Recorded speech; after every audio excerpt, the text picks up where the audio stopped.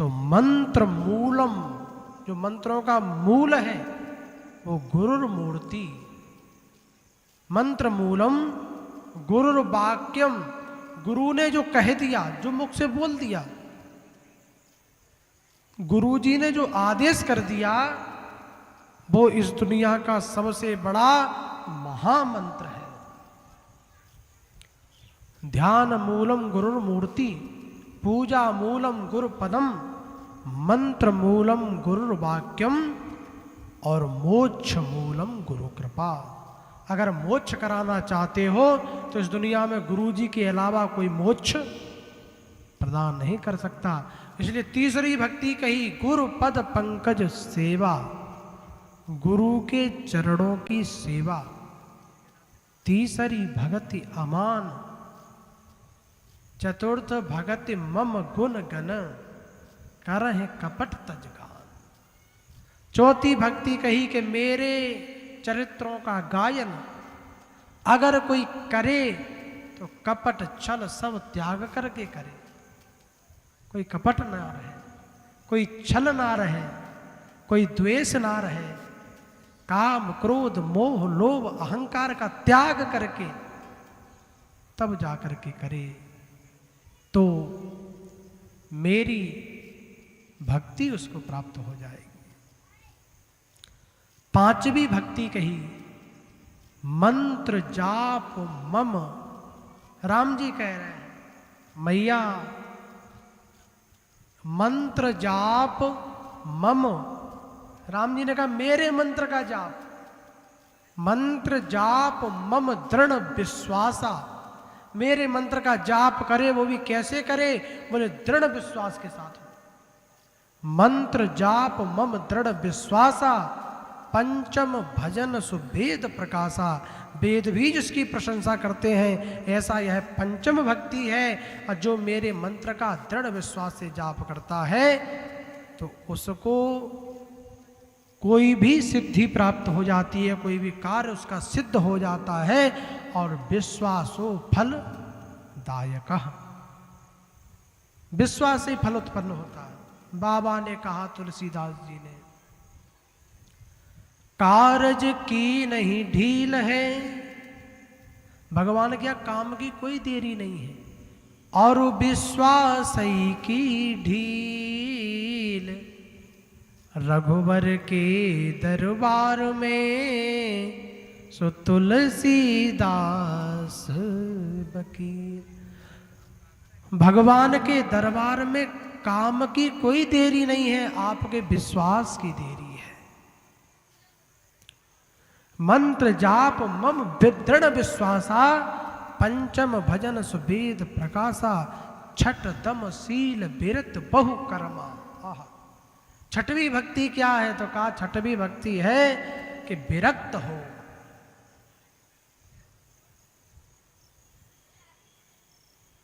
विरक्तो वैष्णवो विप्रह वेद शास्त्र विशुद्धि कृत। मेरे पूजा करने वाला, मेरा वंदन करने वाला कैसा हो, बोले विरक्त हो। विरक्त कैसा हो, तो कहा कि जिसको हमारे तुम्हारे संसार के किसी के बारे में लोभ मोह ना हो, जो विरक्त हो। तो छठ दम शील विरत बहु कर्मा, धर्म निरंतर केवल एक ही धर्म का पालन करे। सज्जन धर्मा, सज्जन होकर के रहे। तो किसी ने कहा कि भगवान सज्जन होकर के तो रहे, सज्जन की तो इज्जत ही नहीं है। सज्जन को कौन पूछता है। आजकल लोग कहते हैं कि वो देखो कितने भले आदमी हैं जिनकी गाड़ियां चल रही हैं, मकान बने हैं, कोठी बनी। भले भी उसी को कहा जाता है जिसकी कोठियां बनी हैं। आज का ये समय,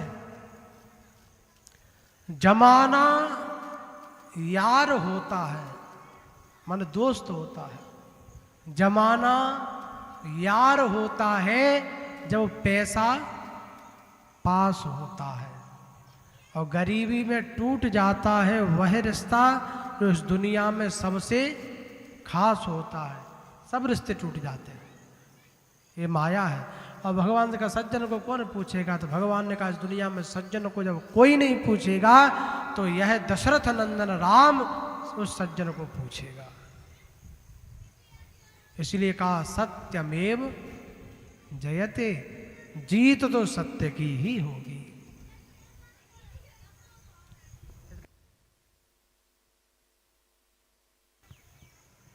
जीत तो सत्य की ही होगी। और भैया एक बात और बताएं,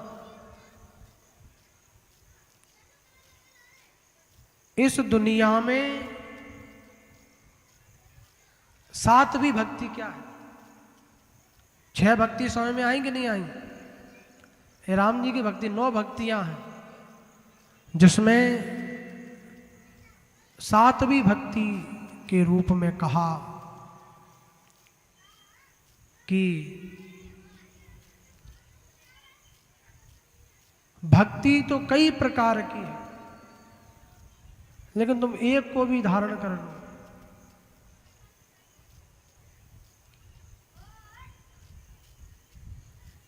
भगवान की भक्ति करना इस दुनिया में सबसे कठिन है, क्योंकि जब भगवान की हम लोग भक्ति करते हैं तो भगवान कई जगह हमारे दिमाग को बदलाव करते हैं, कई जगह भटकाते हैं ताकि भटक जाएं। और जब हम कहीं नहीं भटकते, कहीं नहीं जाते, केवल एक उसी परमात्मा को पकड़ लेते हैं, तो उस समय भगवान हमारी प्रार्थना को स्वीकार करके हमको अपना लेते हैं।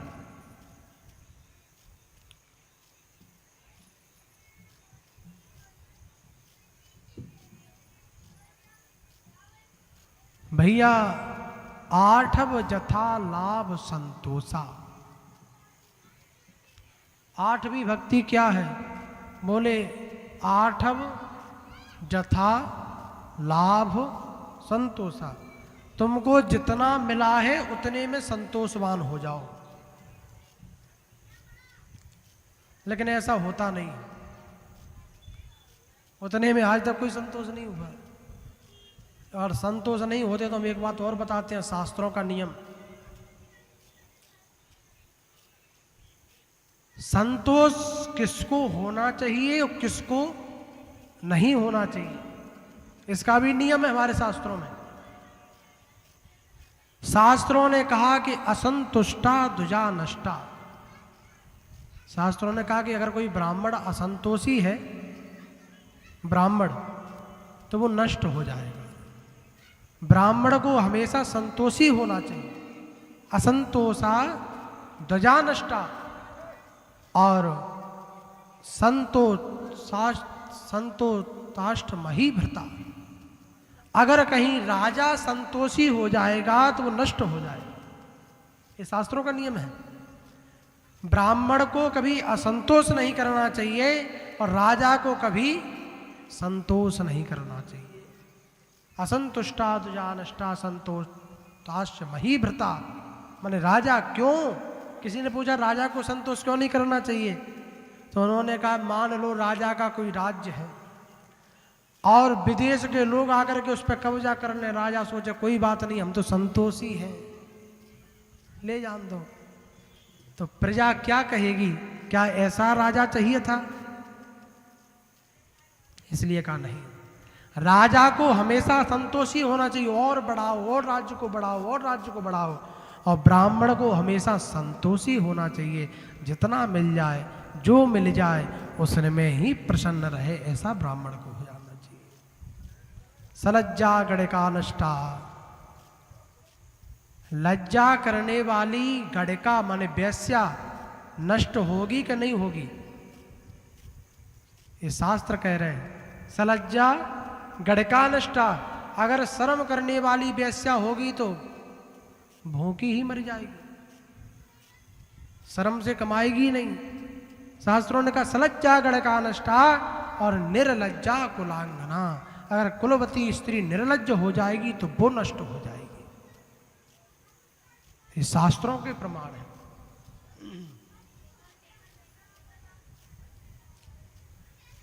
इसलिए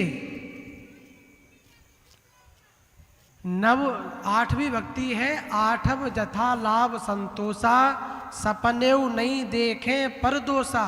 दूसरे की संपत्ति को सपने में भी नहीं देखना चाहिए। और 9वीं भक्ति कहकर तो भगवान गदगद हो गए।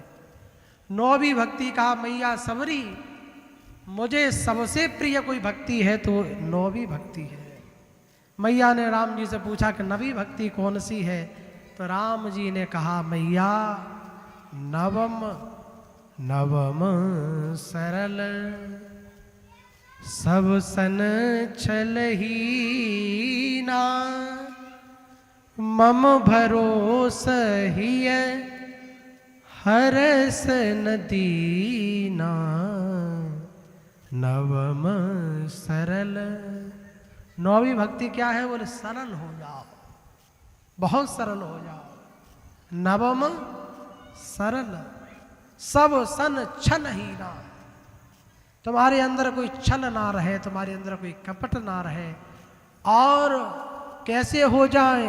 तो कहा मम भरोस, किसके भरोसे पर हो जाओ?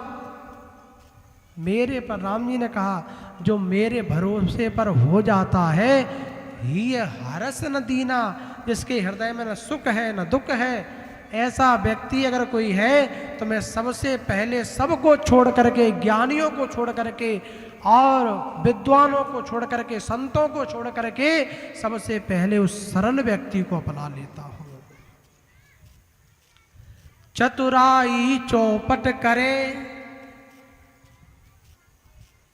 चतुराई चौपट करे, और ज्ञानी गोटे खाए, भोले भाले नरन को। जो भोले हैं, जो सीधे लोग हैं, तो कहा कि भोले भाले नरन को नारायण मिल जाए। चतुराई चौपट करे, चतुर व्यक्ति उधर बैठे रहते हैं। ज्ञानी गोटे खाए, ज्ञानी लोग अपने गोटे में लगे हैं, लेकिन भोले भाले नरन को नारायण मिल जाए। सरल व्यक्ति को भगवान मिल जाते हैं। एक भक्त थे गोपाल, एक किसी कस्बे में किसी बालक का जन्म हुआ, और बालक बहुत खाता था, जन्म से ही, बचपन से ही बहुत उसकी खुराक बहुत थी, खाना बहुत खाता था। तो घर वालों ने कहा तुम खाते बहुत हो।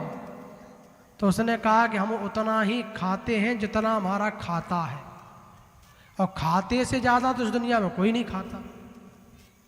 तो घर वालों ने कहा ठीक है।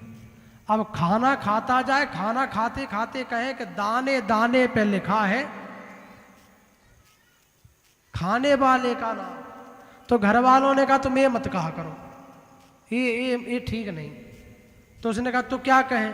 बोले तुम कहा करो कि बोरी बोरी पे लिखा है खाने वाले का नाम, बोरी बोरी कहो, तुम्हारा दाने से क्या होगा, तुम तो बोरी बोरी। घर वालों ने एक दिन कहा तुम घर से निकल जाओ, जाओ घर से। उसने कहा कि तुम पछताओगे नहीं? घर वालों ने कहा बिल्कुल नहीं, तुम तो जाओ। चला गया, जाकर के पीपल के नीचे बैठ गया। शाम हो गई तो घर पे वापस आ गया लौट के। घर वालों ने कहा गए क्यों नहीं? तो उसने कहा कहीं हमको छोड़कर पछता रहे हो आप, कहीं हमको छोड़कर पछता रहे हो आप, इसलिए मैं दोबारा उसी महफिल में आ गया हूं। घर वालों ने कहा कोई नहीं पछता रहा है, तुम तो जाओ जाओ। तो उसने कहा ठीक है। तो सुबह खाना पीना खा के निकल गया, उसी पीपल के पेड़ के नीचे जाकर के बैठ गया। और उसी समय संतों की टोली कड़ी वहां से, संत जा रहे थे। और आजकल संत कैसे होते हैं? संत तो वही होते हैं ना जो बहुत मोटे ताजे बढ़िया व्यवस्था। उसने देखा कि ये संत इतने मोटे मोटे संत जा रहे हैं, तो इसका मतलब ये खाते भी बहुत होंगे। हमें लगता है कि इनकी खुराक हमारी खुराक लमसम बैठेगी। संत के एक चेला जी आ रहे थे, वो और ही ज्यादा थे। उनसे पूछा, गुरु जी ये महाराज जी के साथ में रहने में क्या लगता है? महाराज जी के साथ रहे तो उसने कहा कुछ नहीं लगता। बोले तो करना क्या पड़ता? बोले कुछ करना भी नहीं पड़ता। बोले तो कैसे रहेंगे? बोले भजन करो और भोजन करो बस। उसने कहा ये व्यवस्था ठीक है, ये अच्छी मिलेगी। ना कुछ काम करना ना कुछ करना, भजन करो भोजन करो। तो प्रसन्न हो गया। घर वालों के मन में सोचा कि तुमको बताएंगे, तुम भगाते थे घर से, अब लौट के ही नहीं जाएंगे। संत के आश्रम पर चला गया, खूब भजन करे भोजन करे। भजन तो कम करे लेकिन भोजन भोजन ज्यादा करे। तो गुरु जी से गुरु दीक्षा ले ली। एक दिन उसने देखा कि भंडारे में कुछ बन ही नहीं रहा है। 9 बज गए, 10 बज गए, 11 बज गए, 12 बज गए, बने ही नहीं। उसने कहा गुरुजी से चल के कहना चाहिए। गुरुजी के पास में गया, गुरुजी से कहा गुरुजी आपके भंडारे में आज कुछ बन ही नहीं रहा है। तो गुरुजी ने कहा अरे हम बताना भूल गए, आज एकादशी है। क्या है? ना आज कुछ बनेगा और ना आज कुछ खबेगा। तो उसने पूछा गुरुजी तो कब खबेगा? तो गुरुजी ने कहा कि कल द्वादशी में खबेगा। तो उसने कहा गुरुजी अगर हमने एकादशी रह ली तो हम द्वादशी तो देख ही नहीं पाएंगे, पहले ही मर जाएंगे, एकादशी में ही चले जाएंगे। अब तुम तो खा लोगे द्वादशी में, हम नहीं। शाम तक तो गोविंदाय नमो नमः। तो गुरुजी ने कहा अरे तुम वैष्णव हो, भक्त हो, भजन करते हो, रहना चाहिए एकादशी। बोले नहीं गुरुजी सब रखवा लो, बस भूखे नहीं। भूख के मारे तो घर से भगे हैं। गुरुजी ने कहा कि तुम रह नहीं सकते। बोले नहीं। बोले तो एक काम करो। बहुत सीधा व्यक्ति था वो, बहुत ही सीधा। गुरुजी ने कहा एक काम करो, अपने लिए आटा ले जाओ और सामग्री ले जाओ, तुम बना लोगे भोजन।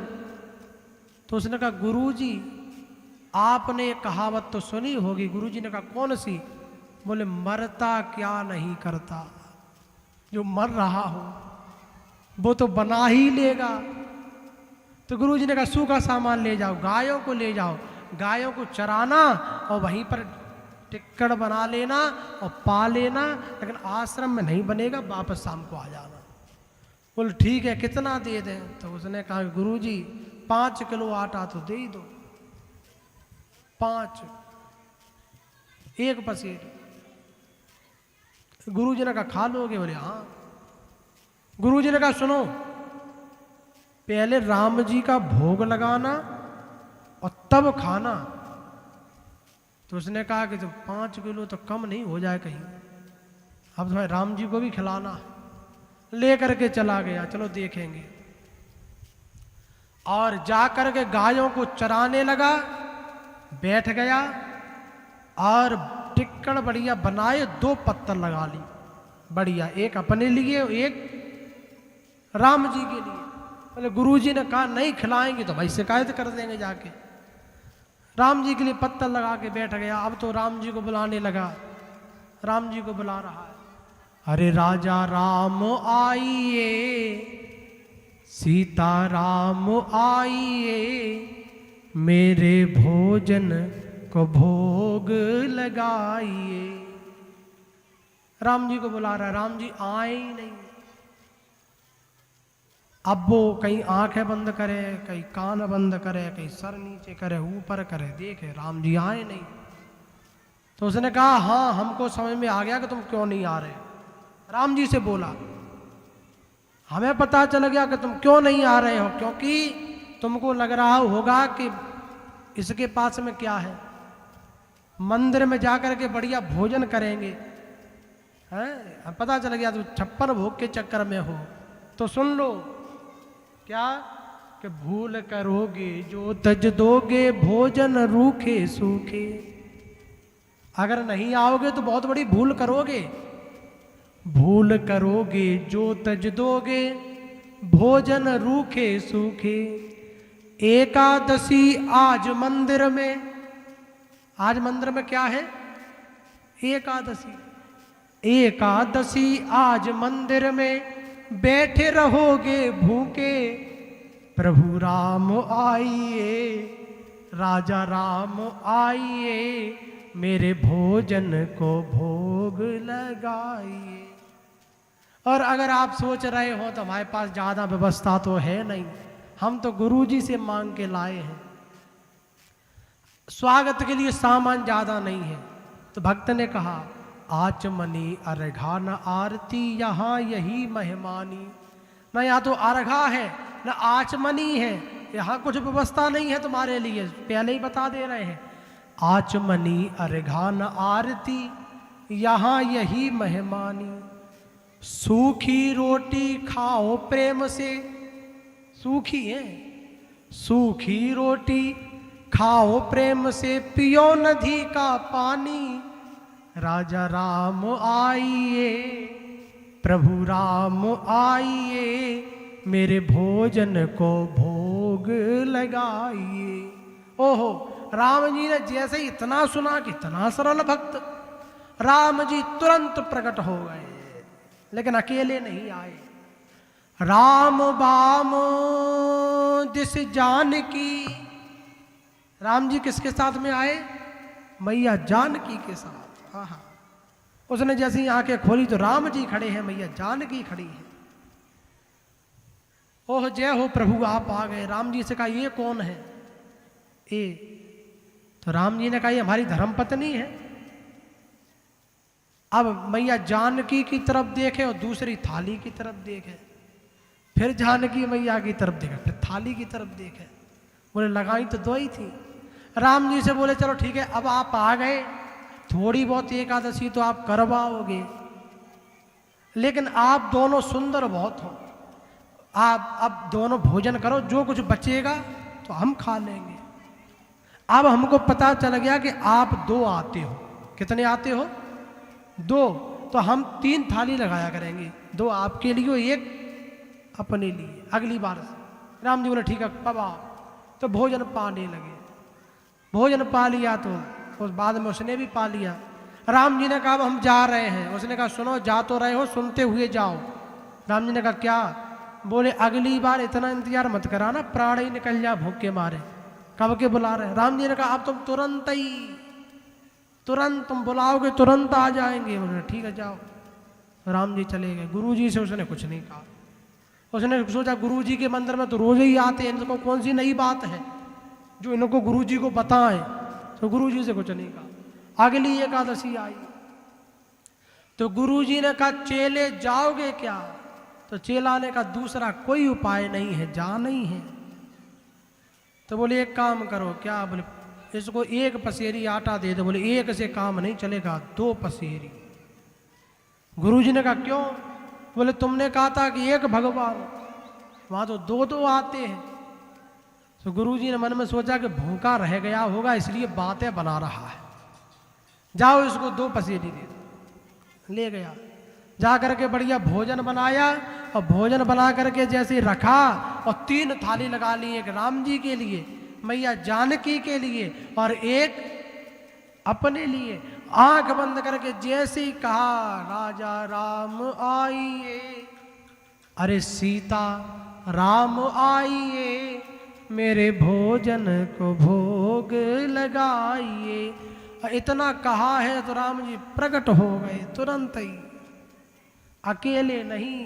तो राम भाम दिस जानकी और लखन दायिनी। एकादशी तो करा के ही मानोगे।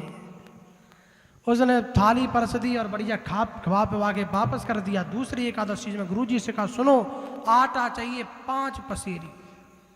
गुरु जी ने कहा पागल है क्या 5? बोले पता है 5 कितना होता? बोले कितना भी हो 5 ही चाहिए। गुरु जी ने कहा 5 का क्या करोगे? बोले तुम जैसा। गुरु जी लोगों के पीछे भूत पड़ते हैं, हमारे पीछे भगवान पड़ गए, बढ़ते ही जा रहे हैं। गुरु जी ने कहा इसका मतलब बेचता है, इतना तो ये कभी खा नहीं सकता,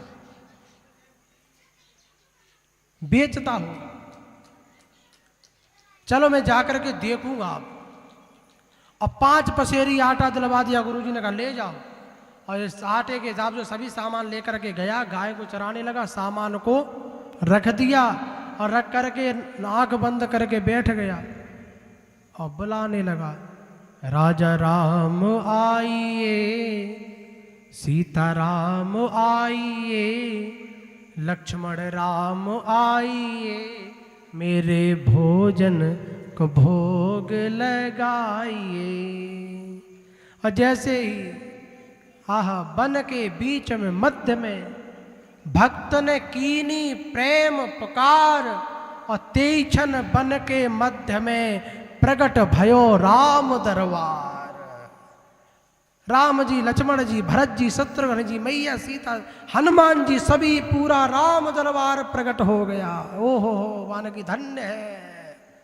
हम तो यही सोच रहे थे अकेले नहीं आओगे, बढ़ के आओगे। अब की बार तो गुण ही लगा दिया डबल।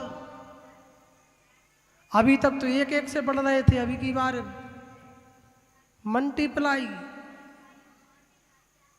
राम जी ने कहा कि अब खिलाओ, तो गुस्सा में तो था ही। तो गुस्सा में हनुमान जी को देख के बोला, हनुमान जी खड़े थे, तो हनुमान जी की तरफ देख करके बोला कि नर नारिन की कहे कौन। नर नारी को तो छोड़ा ही बात, नर नारिन की कहे कौन, एक बंदर हूँ संग ल्याए, भोजन मोसे नहीं बनत बनाए, भोजन मोसे नहीं बनत बनाए। तुम नहीं तजत सुबानी आपनी, तुम अपनी जिद से समझ नहीं रहे हो। तुम नहीं तजत सुबानी आपनी, हम बहुविध समझाए।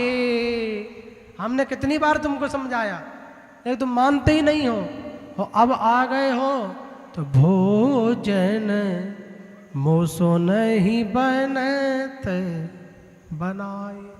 तो राम जी ने कहा भोजन कराओ। तो उसने कहा वो रखा है आटा, अब वो रखी है दाल, वो सब। राम जी ने कहा बनाया क्यों नहीं और पहले बुला क्यों लिया। तो उसने कहा जब हमको मिलना ही नहीं है खाने को तो बनाए क्यों है, जब खाने को ही नहीं मिलेगा तो बनाए क्यों। तो राम जी ने कहा अब, तो भक्त ने कहा कि अब क्या ये इतनी फौज लेके आए हो, बनवाओ। तो हनुमान जी की तरफ इशारा किया कि लकड़ी लेकर के आओ। तो हनुमान जी चले गए। भरत जी से कहा भंडारे बनाओ। मैया जानकी से कहा कि तुम रसोई तैयार करो। शत्रुघ्न लाल जी ने कहा कि ये हो क्या रहा है। राम जी ने कहा भक्त के बस में है भगवान। अब तो भक्त के बस में है भैया, आ गए हैं, भक्त की इच्छा है तो भोजन भी बनाना पड़ेगा। मिल करके सब लोग भोजन बना रहे थे। ये आंख बंद किए बैठा है। कैसे बैठा है? आंख बंद किए। तो राम जी ने पूछा कि तुम आंखों को क्यों बंद किए हो? आंख बंद किए क्यों बैठे हो? तो भक्त ने कहा कि जब भोजन मिलना नहीं है तो बनते हुए भी तो नहीं देख सकते, जब खाने को ही नहीं मिलेगा। आंख बंद करे। ओहो हो। तब तक गुरुजी आ गए। गुरुजी ने आकर के देखा है कि भक्त आंखें बंद करें बैठा है, साथ में सामान रखे हैं, चारों तरफ कोई नहीं है। गुरुजी को ये दिखा। गुरुजी ने आकर के भक्त से कहा गोपाल दास कैसे आंख बंद किए बैठे हो? तो गोपाला भड़बड़ा के खड़ा हो गया। गुरुदेव बचाओ, चरण पकड़ लिए। गुरुजी ने कहा क्या हुआ? बोले गुरुजी आजकल मैंने सुना था कि लोगों पर भूत लगते हैं और मुझ पे भगवान लग गए। लोगों को भूत कष्ट देते हैं, मुझको भगवान कष्ट दे रहे हैं। गुरुजी ने कहा पागल हो गया? भगवान तो करुणा निधान है, वो किसी को कष्ट नहीं देते। बोले गुरुजी आपने कहा था भगवान का भोग लगाना, और यहाँ तो खानदान ही को लेके चलते हैं साथ में। गुरुजी ने कहा पागल हो, कैसी बातें कर रहे हो, कहाँ है भगवान? अब उसने राम जी की तरफ देखा। राम जी बैठे थे। राम जी से देख करके बोला कि इनको नहीं दिख रहे क्या? तो राम जी ने कहा उनको नहीं दिख रहे। भक्त ने कहा तुम बहुत चालू व्यक्ति हो, मुझको दिख रहे हो, इनको नहीं दिख रहे हो। अच्छा मैं तुमको भोजन कराता हूं इसलिए तुम मुझको दिख रहे हो, लेकिन गुरुजी तो रोज ही कराते हैं तुमको मंदिर में, रोज भोग लगाते हैं, रोज आरती करते हैं, रोज शयन कराते हैं, तो मैं तो तुमको महीने में 2 बार खिलाता हूँ एकादशी को, और गुरुजी तो रोज खिलाते हैं, फिर क्यों नहीं दिख रहे हो? तो राम जी ने कहा कि अपने गुरुजी से पूछो कि मैं कभी उनके यहाँ पर खाने के लिए आया क्या? गुरुजी से बोला कि ये आते नहीं थे क्या? तो गुरुजी ने बोला भगवान थोड़ी आते हैं, भगवान के प्रतिबिंब को, भगवान के प्रतिमा को हम भोग लगाते हैं, भगवान मान करके मन से भोग लगाते हैं। उसने माथा पीटा, जब मन से ही भोग लगाना था तो मुझको बता देते, मैं भी मन से लगा लेता, इतनी फौज क्यों इकट्ठी करता यहाँ पे है?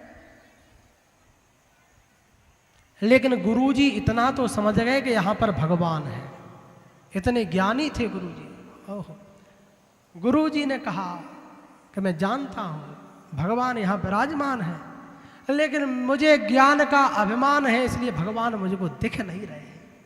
ज्ञानी व्यक्ति को भी जब तक अभिमान रहता है तब तक भगवान दिखते नहीं हैं। और जैसे ही गुरुजी के नेत्रों से आंसू की धारा गिरी, अभिमान रूपी जो ज्ञान का अभिमान था वो अश्रु धारा के द्वारा गुरुजी के नेत्रों द्वारा निकला।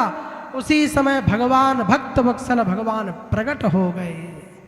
बोले भक्त वत्सल भगवान की, भगवान ने प्रकट हो गए।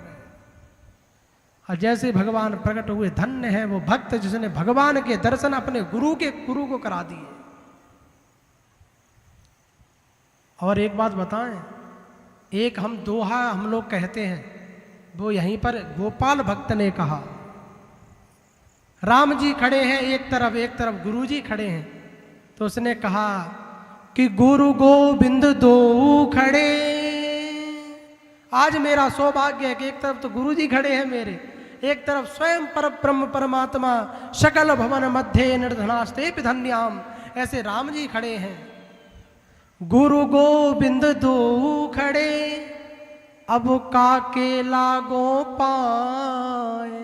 किसके चरण पहले पखारूं, तो गुरु जी के चरणों में गिर गया। बलिहारी गुरु आपकी, जो गोविंद दियो मिला। अगर गुरु ना होते तो गोविंद भी ना मिलते, गुरु जी के चरणों में गिर गया।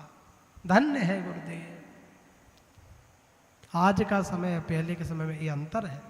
राम जी ने कहा मैं सबसे पहले किसी को मिलता हूं तो सरल भक्त को मिलता हूं, सज्जन भक्त को मिलता हूं। इसलिए कहा नवम सरल सब सन छल ही ना, मम भरोस, बस मेरे भरोसे पर हो जाए ये हरस न दीना। और सुनो, भक्त कौन? या चाहे पुरुष हो चाहे नारी हो, इनमहु एकहु जिनके होई, नार पुरुष सचराचर कोई। चाहे नारी हो चाहे पुरुष हो, एक भी भक्ति जिसके पास होगी मैं उसके पास भागा भागा चला जाता हूं। राम जी स्वतः आ जाते। और एक बात बताएं, राम जी ये तो हमारा भाव बन जाता है, भगवान इन चीजों को नहीं देखते, श्लेष को नहीं देखते, द्वेष को नहीं देखते। भगवान वृंदावन में एक भक्त हुए माखन दास जी महाराज, ब्रज क्षेत्र में। उन्होंने अपनी कुटिया में एक ठाकुर जी बना लिए मिट्टी के, क्योंकि वैसे ठाकुर जी लेने की ताकत नहीं थी, मिट्टी के बना लिए। अब कुटिया बनाए मिट्टी के, ठाकुर जी भोजन बनाते नहीं थे। बोले भोजन बनाएंगे तो भजन कब करेंगे, भजन ही भजन भजन। तो भोजन कहाँ करते हैं? बोले भोजन जब संतों का भोजन होता था पत्तल फिक जाती थी, उसी पत्तल में से इकट्ठा करके किसी पात्र में ले आते थे और उसी से भगवान का भोग लगाते थे, उसी को स्वयं खाते थे। मन से सोचो कैसी भक्ति रही होगी। पत्तल की जूठन को इकट्ठा करके लाते थे और उसी से भगवान का भोग लगाते थे। संतों की जूठन और एक बार क्या हुआ, भजन करते रहे बहुत देर तक। तब तक बहुत ज़्यादा भूख लगी तो पात्र लेकर के गए, शीत सामग्री को इकट्ठा किया और लेकर के आए। और जैसे ही कुटिया में प्रवेश किया, कुटिया में आए, उसी समय एक निवाला उसमें से अपने मुख में डाल लिया। और जैसे मुख में एक दाना गया, तब याद आई कि अरे मैंने अभी भगवान का तो भोग लगाया ही नहीं। और मुख में निवाला डाला, निगला नहीं, मुख में है। तो मन ने कहा कि चिंता मत करो, जो तुमने मुख में डाल लिया है उसको उगल दो, और उगल करके आचमन कर लो, फिर भगवान का भोग लगा देना। बोले इसको उगल भी नहीं सकते। क्यों? कि संतन को यह शीत प्रसाद, यह संतों का शीत प्रसाद है। और लियो मुख डारे न जात गिरायो, इसको मुख में डाल लिया, उसको गिरा नहीं सकते, नहीं, संतों का अपमान होगा। लीलत लाज, किसी ने कहा तो एक काम करो, इसको निगल लो, फिर आचमन कर लेना, फिर भोग लगा देना। तो उन्होंने कहा कि लीलत लाज, अरे आत्मो को मन मोहन को नहीं भोग लगायो, इसको निगल भी नहीं सकते क्योंकि अभी तक ठाकुर जी का भोग नहीं लगाया है। आज जैसे बैठे थे वैसे ही बैठे हैं। तब तक मन में विचार आया कि आज सर्प और छछूंदर की गति हो गई।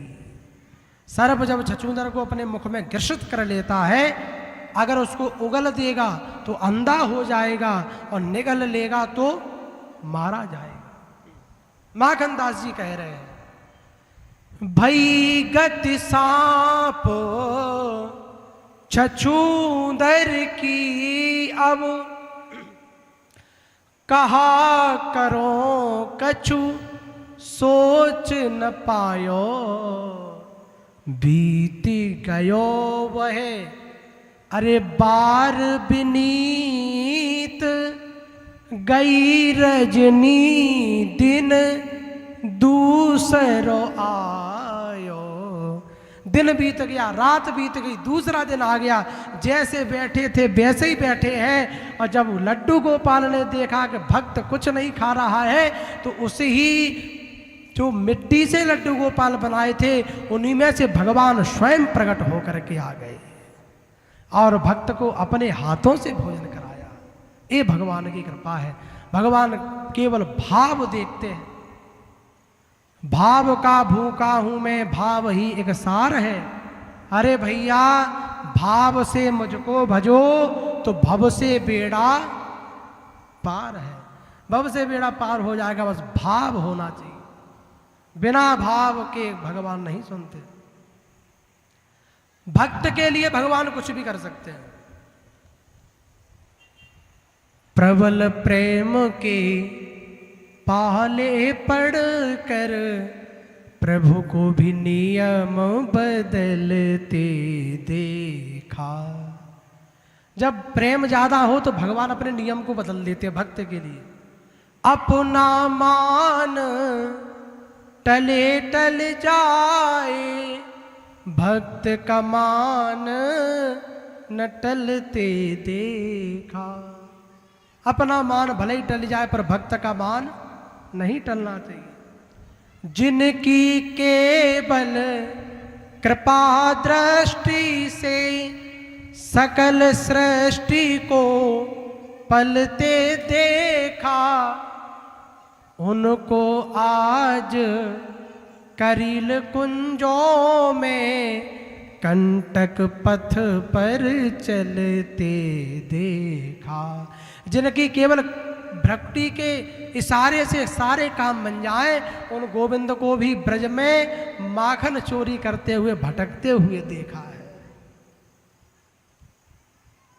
जिनका ध्यान बिरंच संभूषण कादिक से न संभलते देखा, जिनका सनक आदि महेश ध्यान नहीं संभाल पाते हैं, शंकर भगवान की जो ध्यान में नहीं आते हैं, उनको ग्वाल सखा मंडल में, आज उनको ग्वाल वालों के बीच में क्या करते देखा, उनको ग्वाल सखा मंडल में लेकर गेंद उछलते देखा, लेकर गेंद उछलते देखा। जो शंकर जी के ध्यान में नहीं आते, जो सनकादिक ऋषियों के ध्यान में नहीं आते, ब्रह्मा जी जिनका ध्यान कोटि कोटि अनंत कह करके परेशान हो जाते हैं, वो ग्वाल वालों के बीच में गेंद उछालते हुए घूम रहे हैं। ब्रज में तो एक कहावत है, क्या ब्रज के लोग कहते हैं कि हमारे यहाँ की इनकी कोई इज्जत नहीं है। बोले क्यों? बोले बड़े बड़े असुरन को मारे। ये कन्हैया बड़े बड़े असुरों को मारते हैं, मारते हैं अघासुर, बकासुर, धैनकासुर, तृणावर्त, सक्टासुर, ऐसे राक्षसों को, पूतना को किसने मारा? भगवान ने। लेकिन ब्रजवासी इनकी इज्जत नहीं करते। क्यों? बोले बड़े बड़े असुरन को मारे, नाग कालिया पकड़ पछाड़े, 7 दिना तक गिरवर धारे, ऐसो बली, इतने बलवान है भगवान, इतने बली हैं, ऐसो बली तो खेलन में ग्वालन पे पिट जाए। इतने बलवान है, फिर भी जब ग्वालों के साथ में खेलते हैं तो ग्वाल वाल अच्छे से मर देते हैं भगवान को भी। ऐसो बली तो खेलन में ग्वालन पे पिट जाए, ऐसो चटक मटक सो ठाकुर, तीनों लोकन हूँ में ना। ऐसे भगवान इस दुनिया में आपको कहीं नहीं मिलेंगे। बस सरल हो जाओ, सरल भक्ति पर भगवान रीझ जाते हैं। और एक बात और बताएं आपको,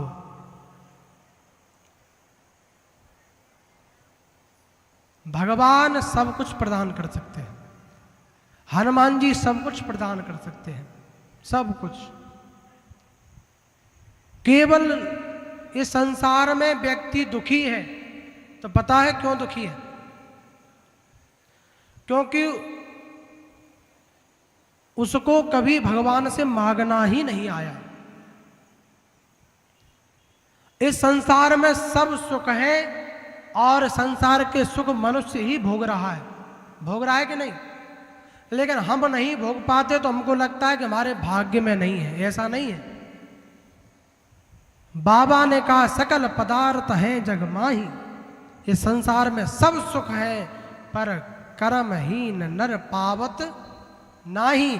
जो मनुष्य कुछ करना नहीं चाहते उनको भगवान इस दुनिया का कोई भी सुख नहीं देते। इसलिए करो।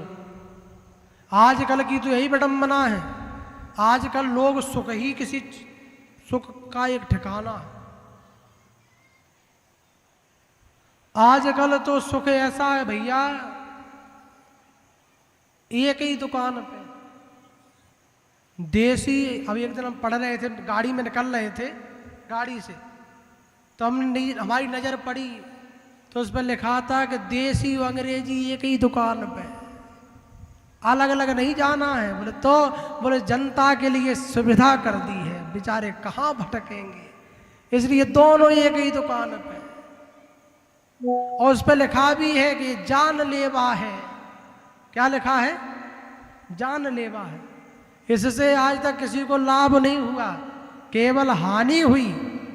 घर की हानि हुई, संतान की हानि हुई, परिवार की हानि हुई, तन की हानि हुई, शरीर की हानि हुई, स्वास्थ्य की हानि हुई, जितनी भी हुई। अच्छा, इतने लोग बैठे हैं, मैं ये नहीं कह रहा हूँ कि आप में से कोई ग्रहण करता हो, लेकिन मैं एक प्रश्न पूछ रहा हूँ कि ऐसा बताओ कि जिसको इसके पीने से लाभ हुआ हो। कोई नज़र में है आपके में? हाथ उठा के बताओ। कोई एक व्यक्ति हमारे यहाँ लिया, बोले इनका लाभ हुआ है। केवल हानि, लाभ किसी का नहीं हुआ, फिर भी पीते हैं। उस पर लिखा है कि जानलेवा है फिर भी पीते हैं। और इसी के पीने से पितृदोष लगता है और जिसके लगने से कार्यों में रुकावट एवं हमको पुत्र प्राप्ति संतान प्राप्ति के योग बनना बंद हो जाते हैं। अगर संतान की प्राप्ति नहीं हो रही है तो समझ लेना कि पितृदोष लगा है और आपके परिवार में या घर में कोई ऐसा व्यक्ति है जो पीता है और या फिर सेवन ऐसी चीज़ों का करता है तो पितृदोष के कारण उस घर में से कलेश खत्म नहीं होता और संतान की प्राप्ति में बाधा आने लगती है। ये प्रभाव इसका। और छोड़ के देख लीजिए कि तुरंत उसमें लाभ मिलेगा। कलयुग का निवास केवल 4 जगह पर है, 5वीं कोई जगह नहीं है जहां पर कलयुग निवास करता हो। अगर आपके घर में कोई व्यक्ति इन 4 स्थानों के संपर्क में है तो समझ लेना कि आपके घर में भी कलयुग का निवास है। 4 स्थान किस किस को पता है? किसी को पता है क्या? सुनो, 4 स्थान: द्यूतम पानम स्त्रियः सूना यत्रः धर्मश्चतुर्विधा। कलयुग ने राजऋषि परीक्षित से कहा मुझको कुछ जगह दे दो, तो राजऋषि परीक्षित ने कहा कि जाओ तुमको हम 4 स्थान देते, 5वें पे भटकना भी मत, 5वें पे मत जाना। तो कलयुग ने कहा मैं वचन देता हूं कि मैं 4 स्थान के अलावा 5वें स्थान पे कभी नहीं जाऊंगा। तो राजऋषि परीक्षित ने 4 स्थान दिए।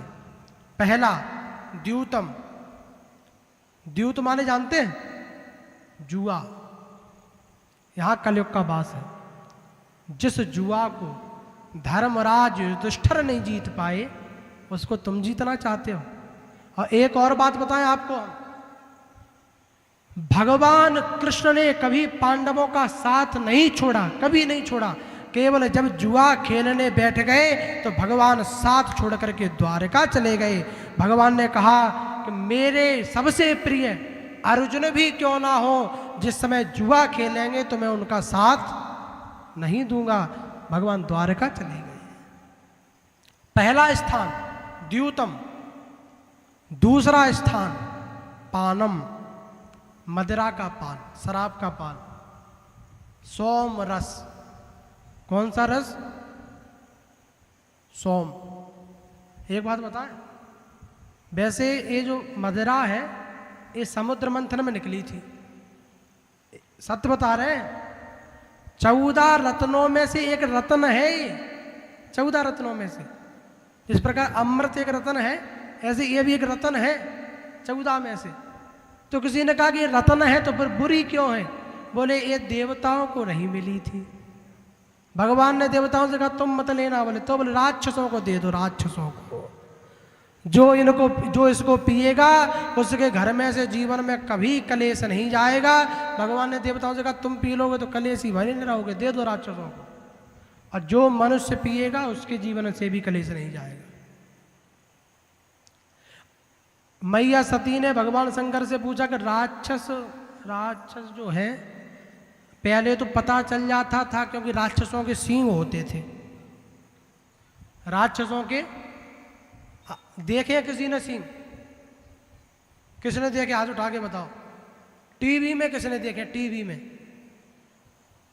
टीवी में तो देखे ही होंगे सींग, तो सींग लगे रहते राक्षसों के।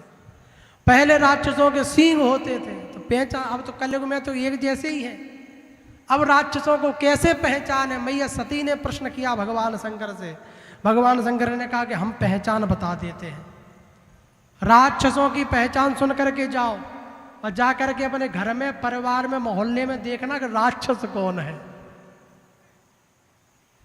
बता दें क्या? बताएं पहचान? सुनो, भगवान शंकर कहते हैं मात पिता, माता को और पिता को। मात पिता माने नहीं देवा, साधु सन कर वावहि सेवा।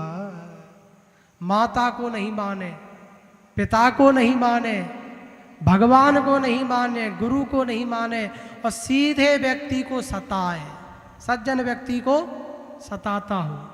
मात पिता माने नहीं देवा, साधु सन कर वही सेवा, जिनके यह आचरण भवानी। हे सती, जिनके यह आचरण है, जिनके ऐसे कर्म हैं जो माता को जिंदा में जल नहीं देते। माता रो रही है पानी के लिए, पिता पानी के लिए बिस्तर पे पड़ा है तो दे नहीं रहे हैं। अरे भैया, जीते जी जल को तरसाए और मर के गंगा नहाए। जिंदा में तुमने जल नहीं दिया, मरने के बाद उनको गंगा नहाने ले गए। अरे गंगा मत ले जाओ, जिंदा में जल दे दो। जब जिंदा हो, अगर माता के बगल में उसका छोटा सा बालक लेटा हो बिस्तर पर और वह बालक कहीं पेशाब कर ले तो माता उसको सूखे में सुला देती है और ऊपर उधर को सरक जाती है। सत्य है कि नहीं है? सत्य है। और एक बार मैया लेटी थी, बहुत वृद्ध थी, और उसी के पास में चारपाई पर उसका बेटा लेटा था। तो मैया ने 2 बार पानी पिया तो गिलास फैल गया उस बेटे की चारपाई पर। तो 1 बार हुआ, 2 बार हुआ, 3 बार चिल्लाते हुए बोला, तुमको दिखता नहीं है, अब मैं इस गीले में कैसे सोऊंगा? तो मैया ने कहा, धन्य है, मुझको तो नींद आ जाती थी जिस समय तुमको पाल पोस के बड़ा किया था, लेकिन धन्य है आज तुमको नहीं आएगी। तुम्हारा तो 2 बार हुआ है, मुझको तो कई रात्रियां मैं गीले में सोई हूं। तो जीते जी अरे जल को तरसाई, मर के गंग नहाए तुम। जीते जी जल को तरसाओ और मरने के बाद गंगा में नहाओ तो कोई मतलब नहीं उस गंगा का। जिंदा में देख लो, जिंदा में कदर कर लो। और कहा कि माता को न माने, पिता को न माने। एक बात बताएं, कोई व्यक्ति चद्दर होते ना, जो टीन बोलते हैं, चद्दर लगाते हैं हम, उसके नीचे बैठा था और जैसे बारिश हुई, ओले पड़े, धूप लगी तो व्यक्ति ने नीचे से गालियां दी। गालियां बोले ये चद्दर बहुत बेकार है। जब ओले पड़ते हैं तो बहुत बजते हैं, बारिश होती है तब बजते हैं, धूप पड़ती है तो ये गर्म होने लगते हैं, और जब सर्दी पड़ती है तो बहुत ठंडे हो जाते हैं, बहुत बेकार है। और जिस दिन वह चद्दर उनके ऊपर से हट गया, टूट गए चद्दर, उस दिन जब ओले सर पर पड़े, पानी सर पर पड़ा और भुवन भास्कर सूर्य की वो रोशनी ऊपर पड़ी, तब पता चला कि उन चद्दरों की कीमत क्या थी। इसी प्रकार हमारे समाज में पिता हमको बहुत डांटते हैं। पिता हर बच्चे को ऐसा नहीं ऐसा करो, ऐसा नहीं ऐसा करो, ऐसा मत करो, ऐसा करो, तो बच्चों को लगता है कि ये बहुत गर्म होते हैं, बहुत बोलते हैं, बहुत परेशान करते हैं। पिता उसी चद्दर के समान है जिसने तुम्हें उस सूर्य की तपती हुई रोशनी से तुमको बचाया है। वो खुद तपता रहा लेकिन तुम पे रोशनी को नहीं आने दिया, तुमको कष्ट नहीं आने दिया। लेकिन जब वो थोड़ा सा तपने लगता है वह चद्दर, तो लोग नीचे के गालियां देने लगते हैं। तुमने कभी उसको नहीं देखा कि वो कितना तपा होगा, इस पर डायरेक्ट सूर्य पड़ा होगा। लेकिन हम कभी नहीं इनको सोचते। हमारी नज़र में कई लोग ऐसे हैं जो अपने माता पिता से कहते हैं कि तुमने हमारे लिए जीवन में किया ही क्या है? सत्य है कि सत्य है? तुमने हमारे लिए क्या किया है? अरे मूर्खो, तुम्हारे लिए तुमको जन्म दे दिया, जन्म, और पाल पोस करके इतना बड़ा कर दिया, अब और क्या करें तुम्हारे लिए? ये बेधर्मी है।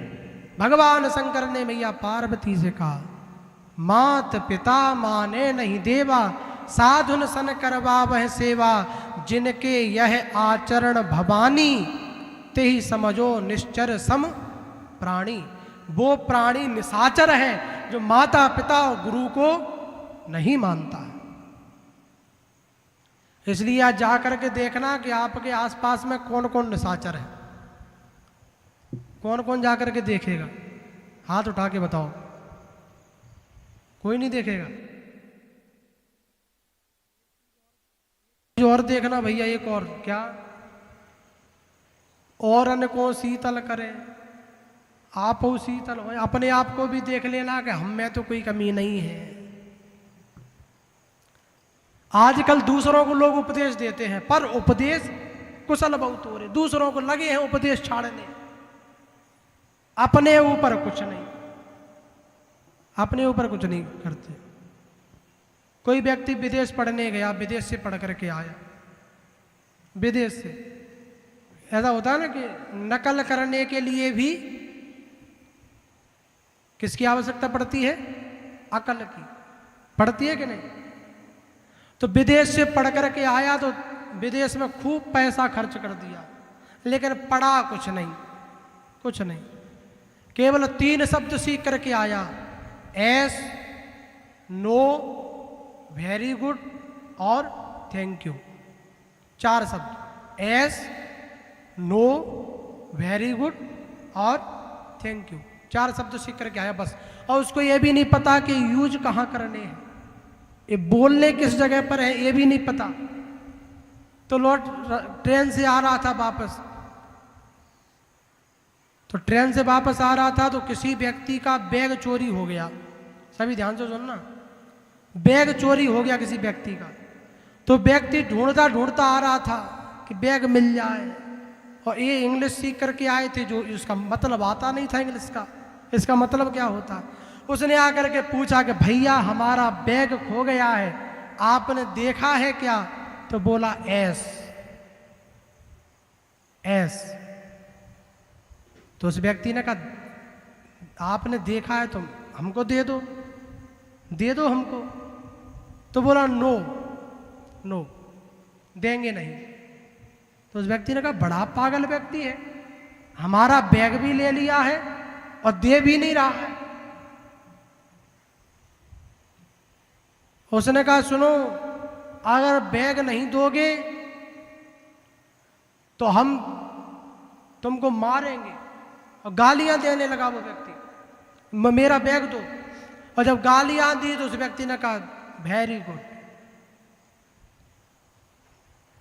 वेरी गुड मतलब बहुत अच्छा, वेरी गुड माने बहुत अच्छा।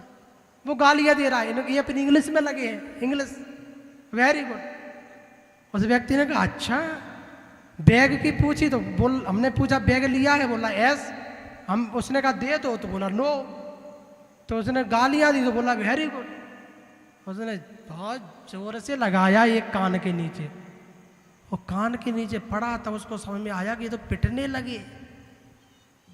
और मन में आया कि 3 शब्द तो बोले ही दिए, अब चौथे को क्यों छोड़ो। सो बोला थैंक यू, बहुत बहुत धन्यवाद। तो कभी कभी नकल के लिए भी अकल की आवश्यकता होती है, वो आती नहीं है। अब कभी कभी क्या होता है कि जो प्रिंट होते हैं ना कथाओं के, भागवत कथाएं होती हैं, तो हमारे बड़े बड़े विद्वानों ने अपनी अपनी पुस्तकें छापी, पुस्तकों को। तो पुस्तकों को छापा तो कभी कभी क्या होता है कि वो अपनी कथा बताने लगते हैं। कहा कि मैं थाईलैंड में कथा करने गया, या मैं विदेश में कथा करने गया, तो वो अपनी अपनी चीज़ बता रहे थे। तो प्रेस वालों ने, प्रिंट वालों ने उन चीज़ों को भी छाप दिया। तो जो लोग रट्टू तोता होते हैं, जो रटने वाले होते हैं, वो बच्चे जब उन किताबों को पढ़ते हैं तो उसमें रट लिया कि मैं थाईलैंड गया, मैं यहाँ गया, मैं वहाँ गया। और उस व्यक्ति, वो गांव में कथा हुई उसी लड़के की जिसने रटा था, पहली कथा हो रही थी गांव में। अब रटी रटाई किताब तो रटी रटाई है। रटी रटाई किताब का मतलब क्या होता है? बोले किताब रखे आगे, कथा पे बैठे हैं और उसी में से पढ़ते जा रहे हैं, ऐसा हुआ, ऐसा हुआ, ऐसा हुआ। रटी हुई किताब से किसी का उद्धार होगा? है? कभी नहीं होगा। कथा का मतलब है समझाने वाला। दृष्टांतो कुशलो धीरा। भागवत में लिखा कि वाचक ऐसा होना चाहिए जो अपनी बात के द्वारा किसी को भी अपनी बात को समझा दे। पहली कथा कर रहे थे पंडित जी, कथा पढ़ के गए, प्रिंट में लिखा था, जिसकी किताब थी, जिसने अपनी किताब लिखी थी, उसने प्रिंट में बोल करके लिखा कि मैं थाईलैंड में पहली कथा की, दूसरी अमेरिका में की। और वो अपने गांव में कथा कह रहे थे पहली, तो गांव में कथा करते करते बीच में आई वो, तो बोले कि मैंने सबसे पहली कथा की थाईलैंड में, दूसरी कथा की अमेरिका में। गांव वालों ने कहा ये मूर्ख हो गया, ये कभी इस गांव से बाहर नहीं गया और थाईलैंड अमेरिका की बात कर रहा है। तो नकल के लिए भी अकल की आवश्यकता है। भक्त की भी नकल करनी है, उसके लिए भी बहुत आवश्यकता पड़ती है। भैया एक गांव में एक व्यक्ति गरीब था, तो उसके मन में आया कि एक संत आ गए हैं, उनसे मैं कुछ मांग के आता हूं। संत के पास कुछ मांगने के लिए गया, तो संत के यहाँ रोने लगा, गिड़गिड़ाने लगा, कुछ दो दो। तो संत ने कहा हमारे पास कुछ नहीं है। बोले कुछ तो देना पड़ेगा। तो संत ने कहा जाओ, मैं अभी नदी में स्नान करके आया हूं, उस नदी के पास में एक पत्थर पड़ा है, उस पत्थर को लेकर के आओ, उससे तुमको बहुत कुछ मिल जाएगा। वो व्यक्ति गया, सुबह से ढूंढा, लेकिन शाम तक पत्थर नहीं मिला। शाम को पत्थर मिल गया, उस पत्थर को लेकर के आया और पत्थर को ला करके उसने संत को दिया कि ये लो। संत ने कहा कि हमको नहीं चाहिए, तुम ले जाओ। उसने कहा इस पत्थर का क्या करेंगे? तो संत ने कहा कि ये पत्थर नहीं है। बोले तो? बोले ये पारस है। क्या है? पारस। इसको तुम जिससे छुपा दोगे वो सोने का हो जाएगा, जाओ। लोहे से छुपाओगे तो स्वर्ण हो जाएगा, ले जाओ। चला गया। अब तो खूब खुशी, बंगला बनाएंगे, मकान बनाएंगे, कोठी बनाएंगे, गाड़ियां खरीदेंगे। अब तो खुशी होकर के जाने लगा और प्रसन्नता में जा रहा था, तब तक रास्ते में उसको एक विचार आया मन में। क्या विचार आया? उसने मन में सोचा कि इस पत्थर में जब इतनी कला है और इस पत्थर की इतनी कीमत है कि जिसको छुपा दोगे वो सोने का हो जाएगा, तो फिर संत जी इस पत्थर को नदी किनारे फेंक करके क्यों आए थे? उन्होंने क्यों नहीं रखा? तो लौट करके गया, चरणों में लेट गया। बोले मैं इस पत्थर को तभी लूंगा जब आप मेरे एक प्रश्न का उत्तर दोगे। संत ने कहा पूछो। बोले एक बात बताओ कि इस पत्थर में इतनी कला है तो आपने इस पत्थर को रखा क्यों नहीं अपने पास? तो संत ने कहा कि इसकी हमको कोई आवश्यकता ही नहीं है। बोले क्यों? बोले ये पत्थर जिससे भी छुपाओगे तो ये पत्थर उसको सोना बना देगा। तो उन्होंने कहा कि तो फिर बुरा क्या है? बोले हम संत हैं, हम जिससे मिलते हैं उसको भक्त को भक्त बना देते हैं, संत को संत बना देते हैं, और ये कभी पारस को कभी पारस नहीं बना सकता, ये पारस स्वर्ण बना सकता है। और जिस दिन पारस छूने से पारस बनने लगेगा उस दिन मैं इसको रखने लगूंगा। ये कभी इसमें द्वेष है, ये कभी अपने जैसा नहीं बनाता, इसके अंदर छल बैठा है। ये तुम्हें सोना तो बना देगा लेकिन अपने जैसा पारस कभी नहीं बनाएगा, इसलिए मुझे इसकी आवश्यकता नहीं है। इसलिए हमको देखना चाहिए कि हमारे लिए आवश्यक चीज क्या है, उसी आवश्यक चीज को हम लें। और सांसारिक भय के मारे, लौकिक भय के मारे हम दुखी हैं। आजकल घर में कलेश मचा है। कबीरा सब जग निर्धना और धनवंता नहीं कोई, धनवंता सोई जानियो जके राम नाम धन हो। राम नाम रूपी धन जिसके पास है वो धनवान है। भैया सुनो, आजकल सबसे कलेश का कारण है कि घर में मदिरा पान करने वाले बहुत हो गए। वही हम 4 स्थान बता रहे थे ना, धूतम, पानम, मदिरा पान करने वाला, तो मदिरा पान करने वाले बहुत हो गए, इससे छुटकारा पाने के लिए एक बहुत अच्छा उपाय है। अगर किसी के घर पर कोई व्यक्ति बहुत मदिरा पान करता है, बहुत शराब पीता है और उसकी वजह से घर में कलेश मचा हुआ है, घर में सभी टेंशन में रहते हैं, धन की हानि हो रही है और घर नरक के समान हो गया है, इतने परेशानी में, इतनी समस्या में, उस व्यक्ति के हाथों से गुरुवार के दिन पीपल के वृक्ष के नीचे सूर्यास्त के बाद एक दीपक में कामिया सिंदूर रख करके और उसको कपूर डाल करके जला दीजिए। केवल एक गुरुवार ही कर लीजिए, उससे ही उसी गुरुवार से आपको उसका आराम मिलना प्रारंभ हो जाएगा और धीरे धीरे मदिरा का टेस्ट ही बदल जाएगा और आप स्वतः ही उसको पीना छोड़ दोगे, ये गारंटी।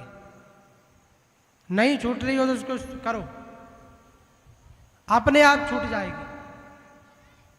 और एक और बात बता, नहीं छूट रही हो तो केवल एक नारियल लेना, उसको 7 बार उसारना और डॉक्टर हनुमान धनरहुआ सरकार के चरणों में जाकर के 5 परिक्रमा लगा करके और धनरहुआ सरकार के चरणों में रख देना, वहां से तत्क्षण ही आराम मिलना प्रारंभ हो जाएगा।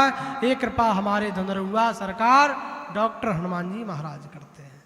ना सह रोग हरे सब पीरा, जपत निरंतर हनुमत वीरा। ये हनुमान जी की कृपा है। धनरहुआ जाता है वह धन्य हो जाता है और कैसा भी रोग हो मिट जाता है और टन्न हो जाता है। ये हनुमान जी की कृपा है। और महाराज जी एक भभूति देते हैं। महाराज जी के हाथों से भभूति किस किसने ली है? हाथ उठा के बताओ, ली है ना? धनरहुआ की भभूति का देखा यह कमाल है। धनरहुआ की भभूति का देखा यह कमाल है और भैया जिसने भी खाई है वो हुआ माला माल है। ये धनरहुआ की भभूति की कृपा है। इस प्रकार जो भी कर ले, अगर कोई मदिरा पान करना नहीं छोड़ रहा है तो ऐसे लाभ होगा। और किसी के घर पे कोई जुआ खेलता है, जुआ की आदत पड़ गई है, जुआरी हो गए हैं, छूट नहीं रहा है, तो हम बता दे रहे हैं अकौआ के पत्तों को लाना, 11 पत्ते अकौआ के और 11 पत्ते नीम के और 11 पत्ते तुलसी के दल, इन सब को कहीं नहीं जाना, अपने घर के ठाकुर जी के सामने रख देना और तुलसी जितनी सूख गई हो उतनी तुलसी की लकड़ी को लेकर के और उसके ऊपर थोड़ा सा रुई लगा करके उसको घी में डाल करके और उस रुई दीपक में रख करके उस लकड़ी को जला देना। उसी दिन से अगर आपके घर में कोई जुआ खेलता होगा तो उसी दिन से जुआ खेलना बंद कर देगा। ये बिल्कुल सत्य है। इसमें भैया हमको तो कुछ मिलना नहीं है। कई लोग ऐसा करते हैं कि इनको कहीं कुछ ना मिल जाए। तो एक बात बताओ, हमको कुछ मिलेगा क्या इसमें? ये तो आपको अपने घर में ही करना है। और लेकिन हम प्रमाणित करते हैं और इस मंच पे बैठ कर के ये आपको सत्य बताते हैं, सिद्ध करते हैं इस बात को कि ऐसा करने पर डॉक्टर हनुमान धनरहुआ सरकार एवं सिद्धेश्वर सरकार कृपा करेंगे और उसी दिन से शराब के उपाय को करने पर, शराब की और जुआ के उपाय करने पर जुआ में उसी दिन से लाभ होगा और उसी दिन से आपके घर में लक्ष्मी की प्राप्ति होने लगेगी और कलेश बिल्कुल ही खत्म हो जाएगा। ये हनुमान जी की कृपा है। इसको करके अंदाज करो। किसी के घर पे भूत बाधा हो तो उसके घर में दक्षिण का कोना हमेशा ठंडा रहता है। घर का दक्षिण भाग हमेशा ठंडा रहता है। जिसके घर में भूत बाधा हो जाकर के चेक करना। और दूसरी बात, भूत बाधा हो तो करें क्या जिससे भूत बाधा शांत हो जाए? उपाय बता दें या फिर प्रसंग की चर्चा करें? बता दें। माताओं को सबसे ज्यादा चिंता होती है। एक और बात बताएं, आप लोग जो घर में झाड़ू लगाते हैं, घर में झाड़ू लगाने के बाद उस झाड़ू को अगर हम कहीं पर रख देते हैं और उस खुले में, और उस झाड़ू को बाहर से आया व्यक्ति अगर देख लेता है तो आपके घर से कभी दरिद्रता जाएगी नहीं, बढ़ती ही जाएगी, कलेश बढ़ता ही जाएगा, और लक्ष्मी से आप कभी सुखी नहीं हो सकते, जीवन में दुख ही बना रहेगा। इसलिए घर में झाड़ू लगा करके सूर्योदय से पहले और ऐसी जगह रख दीजिए कि बाहर से आए हुए व्यक्ति को कभी वो दिखाई ना दे। और ऐसा आप कर लीजिए तो केवल 1 महीने में ही आपको खुद प्रभाव दिखने लगेगा कि पहले से अब में कितना अंतर है। ये करके चेक करिए। और जिसके घर में एक ना एक व्यक्ति हमेशा बीमार बना रहता है, एक ना एक व्यक्ति बीमार बना रहता है और सही नहीं हो रहा है, तो उसके 2 कारण होते हैं। पहला कारण, कई घरों में सीढ़ी के नीचे नहाने की जगह होती है कि नहीं? अगर सीढ़ी के नीचे नहाने की जगह होगी तो उस घर में एक न एक व्यक्ति बीमार बना रहेगा, कोई भी वैद्य उसको ठीक नहीं कर सकता है। इसलिए उपाय करिए कि सीढ़ी के नीचे अगर हमारा स्नान घर है तो उसको तुरंत ही हटा दीजिए, और 1 महीने में कोई भी बीमारी होगी वो बिल्कुल ठीक हो जाएगी। इसको अंदाज कर लीजिए। और ये सारे उपाय जितने हम बता रहे हैं सब प्रमाणित हैं, इनको आप करके अंदाज करिए और 1 महीने में ही आपको ये सब दिखने को मिल जाएगा। भैया हनुमान जी सब कुछ दे सकते हैं, बस आप लेने की क्षमता होनी चाहिए। क्योंकि माता जानकी के दुख को हनुमान जी ने दूर किया, लक्ष्मण जी के दुखों को किसने दूर किया? हनुमान जी ने। कौन लक्ष्मण? वो लक्ष्मण जो अपनी माता सुमित्रा के पास में गए और जाकर के कहा कि हम राम जी के साथ में वनवास जाना चाहते हैं। तो मैया ने पता है क्या कहा? आजकल की कोई मैया अब किसी दूसरी मैया के पुत्र के साथ में अपने पुत्र को वनवास में भेजेगी क्या? है? नहीं भेजेगी ना। लेकिन मैया सुमित्रा ने क्या कहा सुनिए। लक्ष्मण जी ने पूछा कि मैं राम जी के साथ में जाना चाहता हूं। मैया मना मत करना, मेरी इच्छा है, क्योंकि मैं राम जी के बिना रह नहीं सकता। तो मैया सुमित्रा ने कहा कि लखनलाल, यदि बांका बाल हुआ भी तो तुम जा रहे हो और वन में कुछ हो भी गया, मान लो यदि बांका बाल हुआ भी तो होगा भाई की सेवा में, लग जाए प्राण की बाजी भी तो रघुराई की सेवा में। देखना लाल, देखना लाल, मेरे हो तुम तो सत पर सदा अड़े रहना, 14 वर्षों की सेवा में वीरों की भांति खड़े रहना। सोना नहीं, जाओ प्रसन्न रखो उनको, जाओ। लक्ष्मण जी को आदेश दे दिया मैया सुमित्रा ने, जाओ, मैं नहीं रोक रही, जाओ प्रसन्न रखो उनको जो मुद मंगल के दाता हैं, और पिता तुम्हारे रामचंद्र अब सिया तुम्हारी माता है। अब तुम्हारे पिता राम जी हैं और माता तुम्हारी वैदेही है। ये मैया सुमित्रा के भाग्य थे। और धन्य है वो लक्ष्मण जी भी, जो भी सोए नहीं कभी।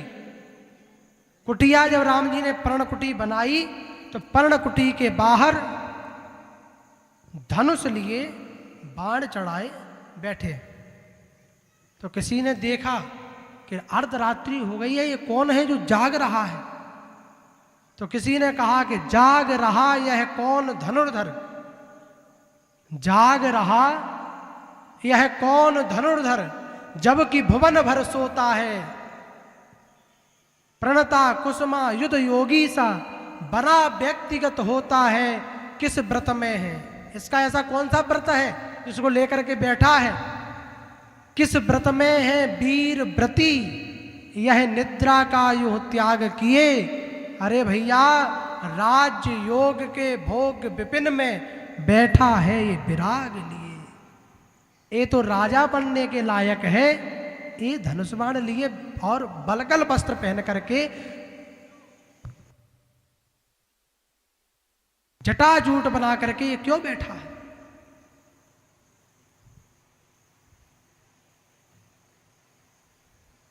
तो पता है किसी ने क्या कहा,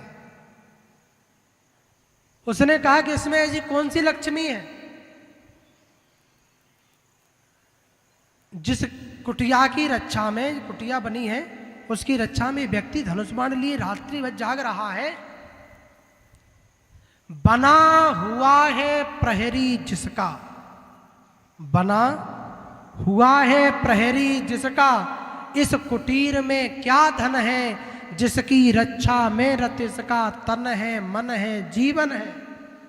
तो किसी दूसरे व्यक्ति ने कहा कि इस कुटिया में क्या है हम बताते। तो उसने कहा बताओ इस कुटिया में क्या है। तो दूसरे व्यक्ति ने कहा कि इस कुटिया में हम क्या है, मृत्युलोक, मृत्युलोक मालिन्य मेटने स्वामी संग जो आई है, और 3 लोक की लक्ष्मी ने आज यह कुटी अपनाई है। स्वयं माता जानकी आज इस कुटिया में विराजमान है, माता लक्ष्मी इस कुटिया में विराजमान है। और जब माता लक्ष्मी ऐसी कुटी में विराजमान है तो उसका प्रहरी वैसे भी करके आए हो। भैया आपको पता है कि हम लोग ऊपर हाथ क्यों करते हैं, जयकारा लगाते हैं तो ऊपर हाथ क्यों करते हैं, किस किस को पता है? हम बता दें क्या? हम जयकारा लगाते हैं ऊपर हाथ करने का क्या प्रावधान है, क्यों करते हैं ऊपर हाथ? राम जी का मंदिर बना है ना, कहाँ पर?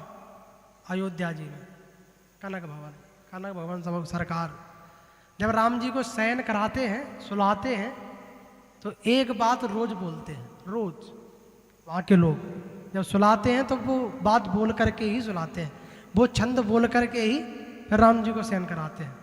क्या बोलते हैं? भव सागर में बही जात हो। प्रभु हम भव सागर में बहे जा रहे हैं। किसी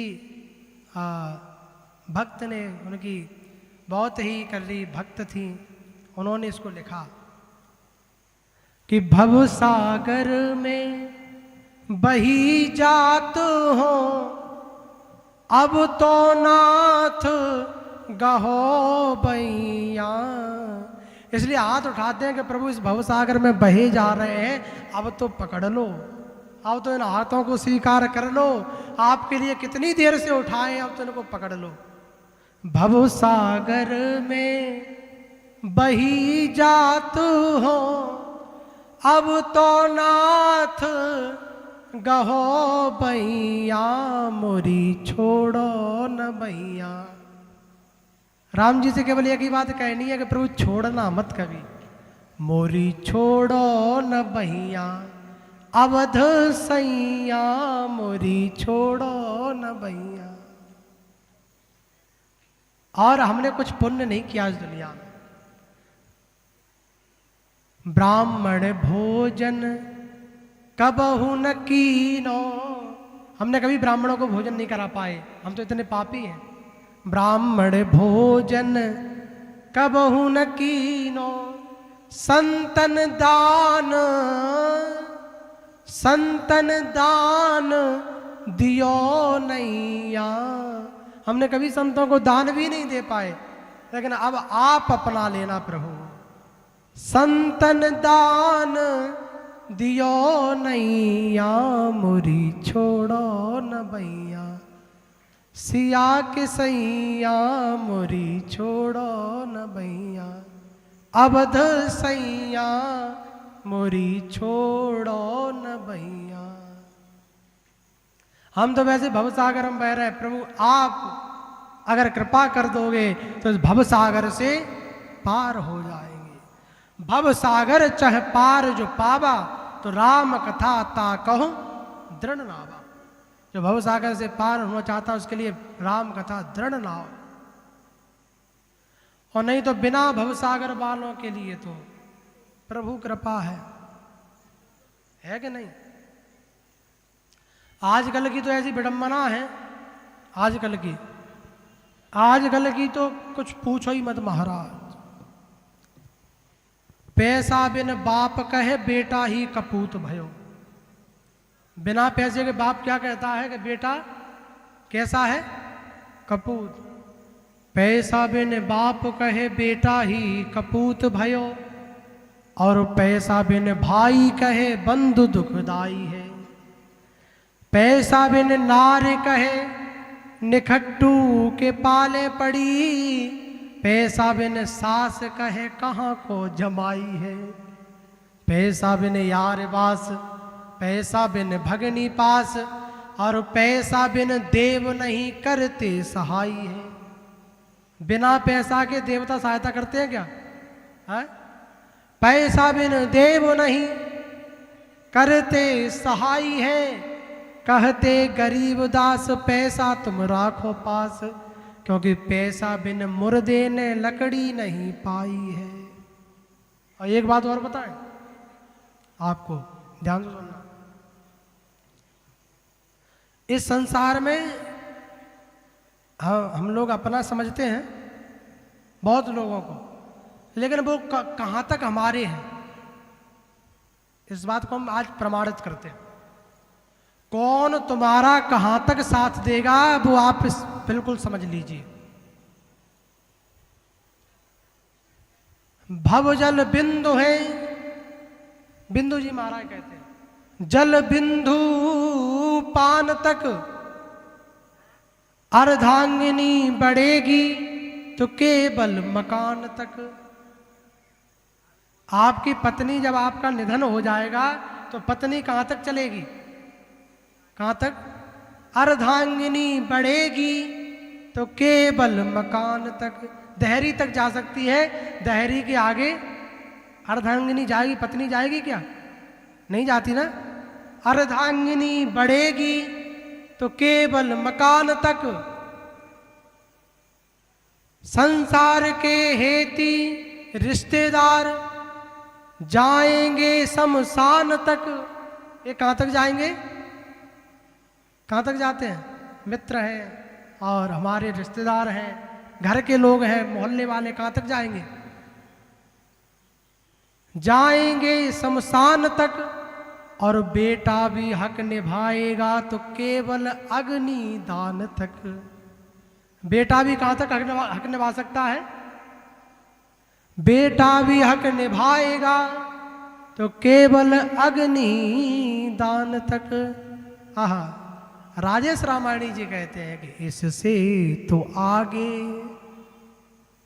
यहां तक तो हो गया, अब इससे आगे, इससे तो आगे अरे भजन ही है साथी। इसके आगे कौन साथ देगा तुम्हारा? पत्नी साथ देगी क्या? पुत्र साथ देंगे? रिश्तेदार साथ देंगे? कौन साथ देगा? जोर से बोल के बताओ अब तो, जोर से, यहां तक तो आवाज आई जाए। कौन साथ देगा? भजन साथ देगा कि नहीं है? इससे तो आगे अरे भैया भजन ही है साथी, हरि के भजन बिन अकेला रहेगा। अगर भगवान का भजन नहीं करोगे तो यहां पर तुम अकेले रह जाओगे। हम इस दुनिया में बड़े बड़े मकान बनाते हैं और हमको रोज पता है कि आज कोई ना कोई व्यक्ति मर रहा है। अभी आप सबने सुना होगा कि प्लेन क्रैश हो गया था, सुना है ना, अहमदाबाद में। बैठ के जा रहे थे, पता ही नहीं था, बोल यात्रा करेंगे अभी पहुंच जाएंगे, लेकिन पता चला कि बीच में क्रैश हो गया, मर गए। तो मृत्यु का कभी पता है क्या, कब मारी जाएंगे। लेकिन हम लोग करते क्या है, मृत्यु देखता है औरों की रोज सवेरे शाम। हम रोज देख रहे हैं कि कोई ना कोई मर रहा है। मृत्यु देखता है औरों की रोज सवेरे शाम, भवन बनाता ऐसे जैसे हरदम यहाँ मुकाम। और घर कैसा बनाता है, बोले ऐसा घर बनाओ, ऐसे ऐसे करके ऐसे हम यहीं रहेंगे, हैं? कहते हैं कि नहीं, हम तो अब यहीं रहेंगे भैया। तो भवन बनाता ऐसे जैसे हरदम यहाँ मुकामों की माया तेरी बहुत कठिन है राम। राम जी की माया बहुत कठिन है। रक्त मांस हड्डी के ढेर पर, एक काय का ढेर है, रक्त मांस हड्डी के ढेर पर मड़ा हुआ है चाम। ये लैमिनेशन ही तो है। राजेश रामाणी जी कहते थे कि हाड़ मांस की पेटी चाम में लपेटी, तो कोई बना बेटा तो कोई बनी बेटी। हम आपसे बहुत प्रेम करते हैं, आपके बिना नहीं रह पाएंगे। और लैमिनेशन को हटा दिया जाए, फिर कोई किसी से प्रेम करेगा, है? जोर से बताओ। ये लैमिनेशन जो ऊपर है, इसको एक और बात बताएं, इस शरीर की पैकिंग बहुत अच्छी है, लेकिन चेकिंग बहुत बेकार है। चेकिंग करो, चेकिंग तो बिल्कुल नहीं बेकार। इसमें जितने भी छिद्र हैं वो सब बेकार है। नासिका है, नासिका के बोले आपकी नासिका तो बहुत सुंदर है, और जब उसमें से जल धारा निकल पड़े हैं तो सुंदर कुरूप लगने लगती है। आपके कान तो बस कान सुंदर है, और कानों का माल सा आगे निकला है तो कैसे लगते हैं, अच्छे लगते हैं। फिर आपकी आंखें तो मृग नयनी है, लेकिन उन्हीं आंखों में जो सुबह सुबह है तो फिर मृग नयनी कहाँ चली जाती है। तो ये इसकी पैकिंग तो बहुत अच्छी है, लेकिन चेकिंग बहुत बेकार है। हाड़ मांस हड्डी के ढेर पर मड़ा हुआ है चाम, देख इसी की सुंदरता, इसी की सुंदरता देख करके, देख इसी की सुंदरता हो जाती नींद हराम कि माया तेरी बहुत कठिन है राम। एक बात और बताएं आपको, बिल्कुल ध्यान से सुनो। भगवान का भजन न करने का ये प्रभाव है कि हमारे यहाँ पे इतने राक्षस हो रहे हैं, इतने राक्षसों का जन्म हो रहा है। इतने राक्षस ऐसे जो छोटी छोटी बच्चियों को नहीं छोड़ रहे हैं। आजकल माता पिता को इतना भय है कि अपनी बच्ची को स्कूल में भेजने में भी डर लगता है। सत्य है, वहां पर भेजने में भी शंका है, डर है, क्योंकि विधर्मी, पापी, दुराचारी, अत्याचारी। अरे तब तो एक ही रावण था जो जानकी को ले गया तो अशोक वाटिका में रखा, आज तो घर घर में रावण बैठा है। और एक बात और बताएं, सावधान हो जाना। अगर कोई अनजान व्यक्ति आपके घर में घुस करके और आपसे अंकल आंटी कहना चालू कर दे और बिना वजह के आपके काम करना चालू कर दे, या तो ऐसा बाजार में होता है ना, मैंने कि अंकल आंटी चालू हो गए, कुछ सामान ला दिया, कुछ ला दिया, तो आंटी ने कहा ये लड़का तो बहुत अच्छा है। और आपके बच्चे हैं जो बाहर मित्रता करते हैं तो अपने दोस्तों को घर में लाते हैं। अगर आपके घर में कोई बच्ची है जो वर के योग्य है, तो उस घर में किसी भी अनजान व्यक्ति को गेट के अंदर घुसने की अनुमति मत दीजिए। अगर आपके पुत्र के मित्र भी हैं तो बाहर तक ही कहो, पुत्र से भी कह दो कि जो कुछ मित्रता रखनी है बाहर तक रखो, बस अंदर बिल्कुल नहीं आने देना है।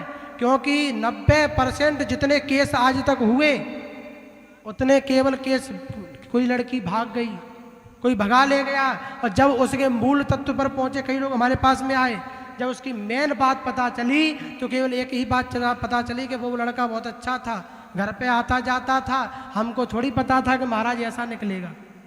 और मैं इससे गारंटी से कह रहा हूं कि ऐसा ही निकलेगा, इस बात को पहले से मान लीजिए। और कोई अंकल आंटी कह के घर में घुस रहा है तो उसको कभी मत घुसने दीजिए, कभी उसको मत आने दीजिए घर में, नहीं बाद में केवल पछतावा रह जाएगा, इसके अलावा कुछ नहीं कर सकते।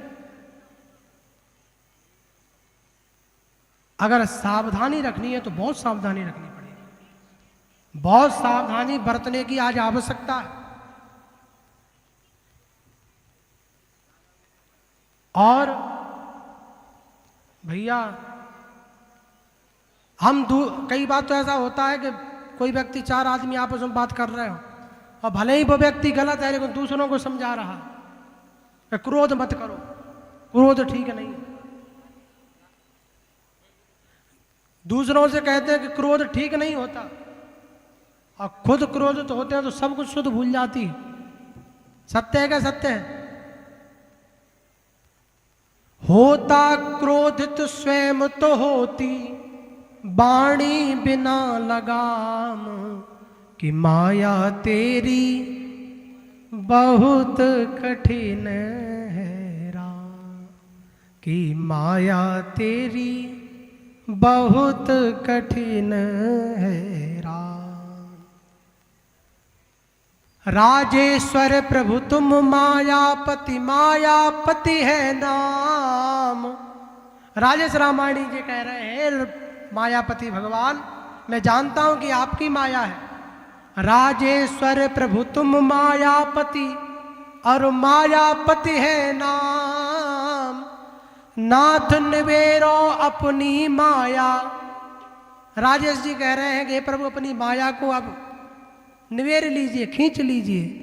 नाथ निवेरो अपनी माया, जीव लहे विश्राम, की माया तेरी बहुत कठिन है राम। कठिन है कि नहीं?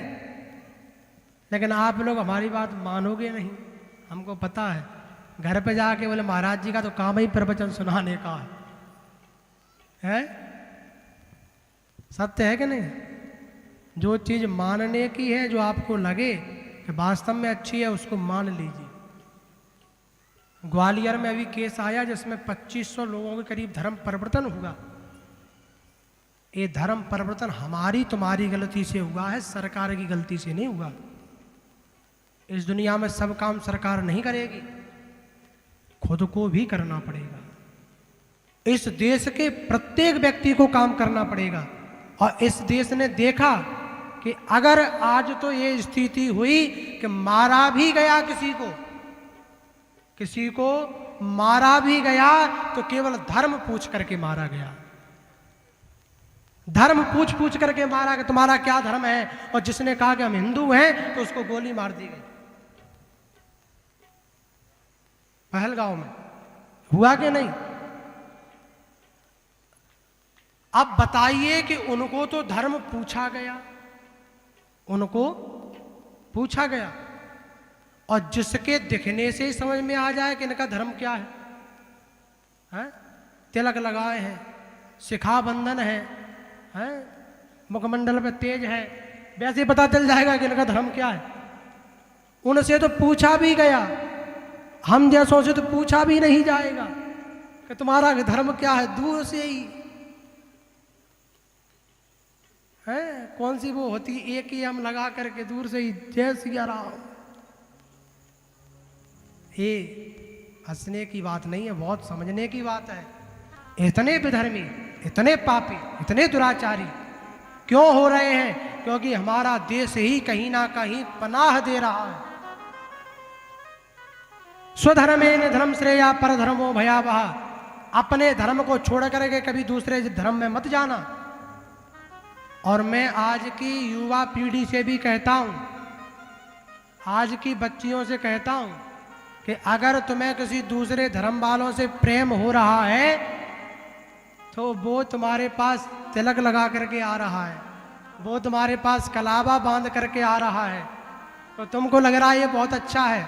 अच्छा नहीं है, ये तुमको काट करके और फ्रिज में भरने का ये दूसरा उपाय हो रहा है। एक को तो भर चुके हैं और दूसरे तुमको भरने की तैयारी है। ये अपनों के नहीं हुए, ये कभी तुम्हारे नहीं हो सकते। इसलिए हम इस देश की बच्चियों से कहना चाहते हैं, सोशल मीडिया के माध्यम से कहना चाहते हैं, तुम मर जाना, आजीवन विवाह मत करना भले ही, लेकिन किसी दूसरे धर्म में विवाह मत करना, क्योंकि दूसरे धर्म में केवल दुख मिलेगा और जब किसी को दुख मिलेगा तो समाज को दुख भोगना पड़ेगा। जिसकी बच्ची होगी, अगर हमारी बच्ची का विवाह कहीं पर हो जाए और वो कहीं वहाँ पे दुखी हो तो क्या हम सुखी हो सकते हैं? कोई माता पिता सुखी रह सकता है? इसलिए कभी भी ऐसा मत करना।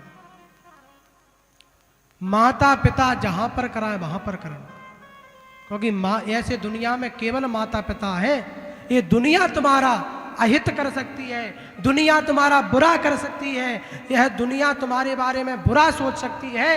केवल माता पिता एक ऐसे देवता हैं इस पृथ्वी पर जो जीवन में कभी भी तुम्हारे बारे में बुरा नहीं सोच सकते। आंख बंद करके विश्वास कर लीजिए, ये मैं गारंटी देता हूं तुम्हारे साथ में कभी बुरा नहीं होगा, हमेशा अच्छा ही अच्छा होगा। अनुचित उचित विचार तज जो पालें पितु बेन। उचित क्या है, अनुचित क्या है, छोड़ दीजिए, केवल पिता की आज्ञा का पालन करिए।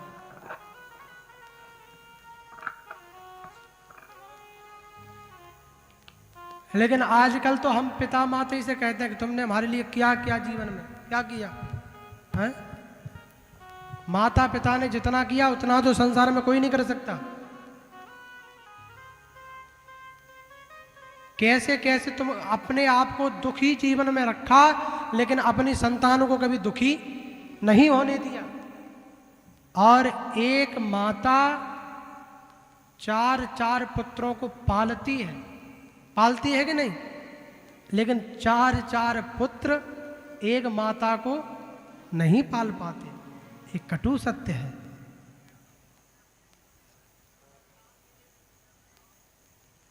एक जगह बंटवारा हो रहा था, तो बंटवारा करने के लिए बाहर से लोग आए। पिताजी शांत बैठे थे, 3 पुत्र थे। 3 पुत्रों ने कहा सबसे बंटवारा कर दो हमारा। तो पंचायत जुड़ी, लोग आए तो बंटवारा करने लगे, बोले ऐसा करो ऐसा करो। पिताजी शांत बैठे थे, तो किसी ने कहा कि पिताजी का भी तो बंटवारा कर लो, पिताजी को कैसे रखोगे? तो बड़े बेटे ने कहा कि एक काम करो, 4 महीने तीनों लोग रख लेंगे। 4 महीने तुम रख लेना, 4 महीने हम रख लेंगे और 4 महीने ये रख लेंगे। हो गया बंटवारा। अभी तक पिताजी कुछ नहीं बोले थे, अब वो व्यक्ति चिल्ला करके बोला।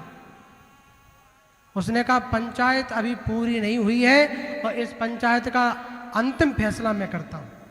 तो लोगों ने कहा बताइए क्या करना है? तो उन्होंने कहा कि मेरे पुत्रों से कह दो कि मैं उनको 4 महीने अपनी जायदाद और अपने घर में रखूंगा। एक पुत्र को कितने समय तक?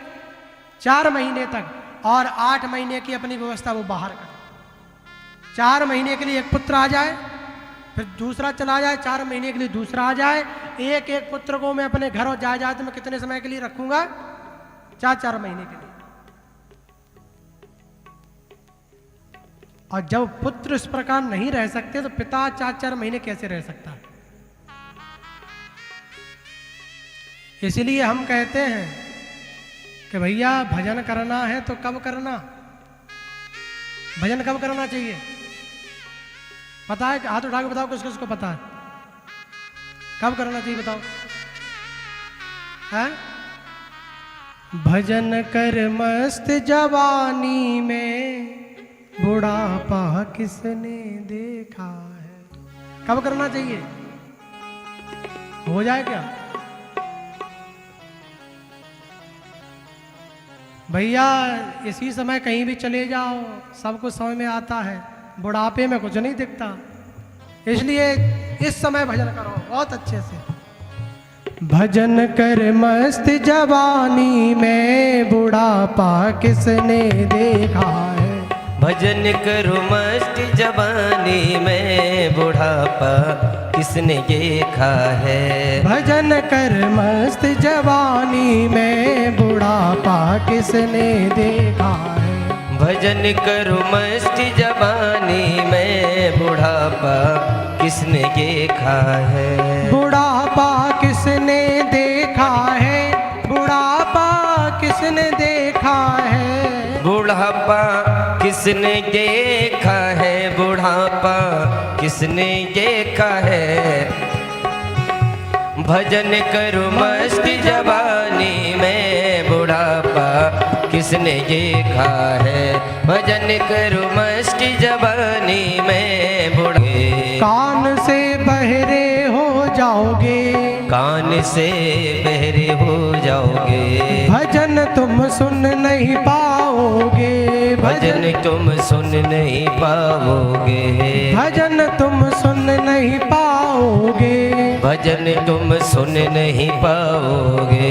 भजन सुन मस्त जवानी में, बुढ़ापा किसने देखा है। भजन सुनो मस्त जवानी में, बुढ़ापा किसने देखा है। भजन करो मस्त जवानी में, बुढ़ापा किसने देखा है। बोले सिद्धेश्वर सरकार की, बोले नंदरहुआ सरकार की जय हो।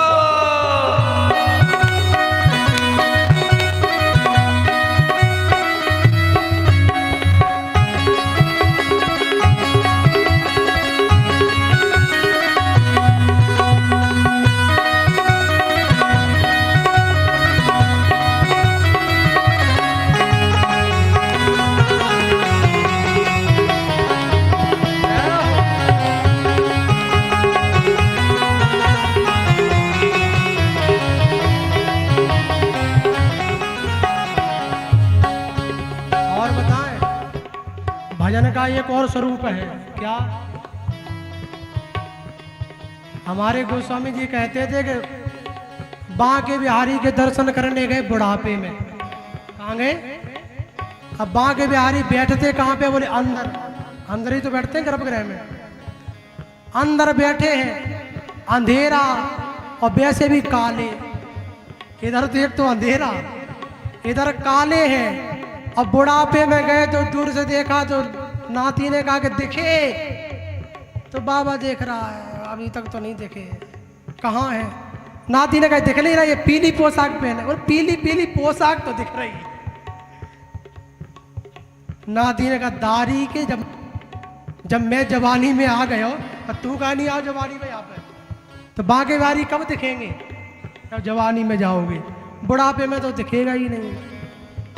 आँख से अंधे हो जाओगे, आँख से अंधे हो जाओगे। आँख से अंधे हो जाओगे, आँख से अंधे हो जाओगे।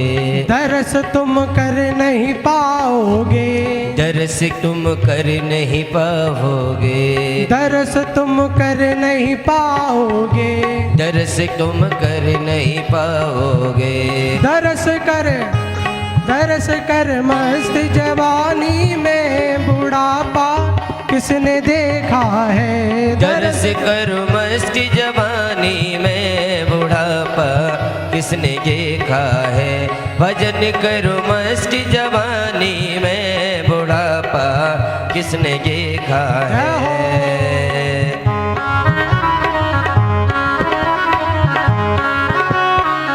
हरि बोल।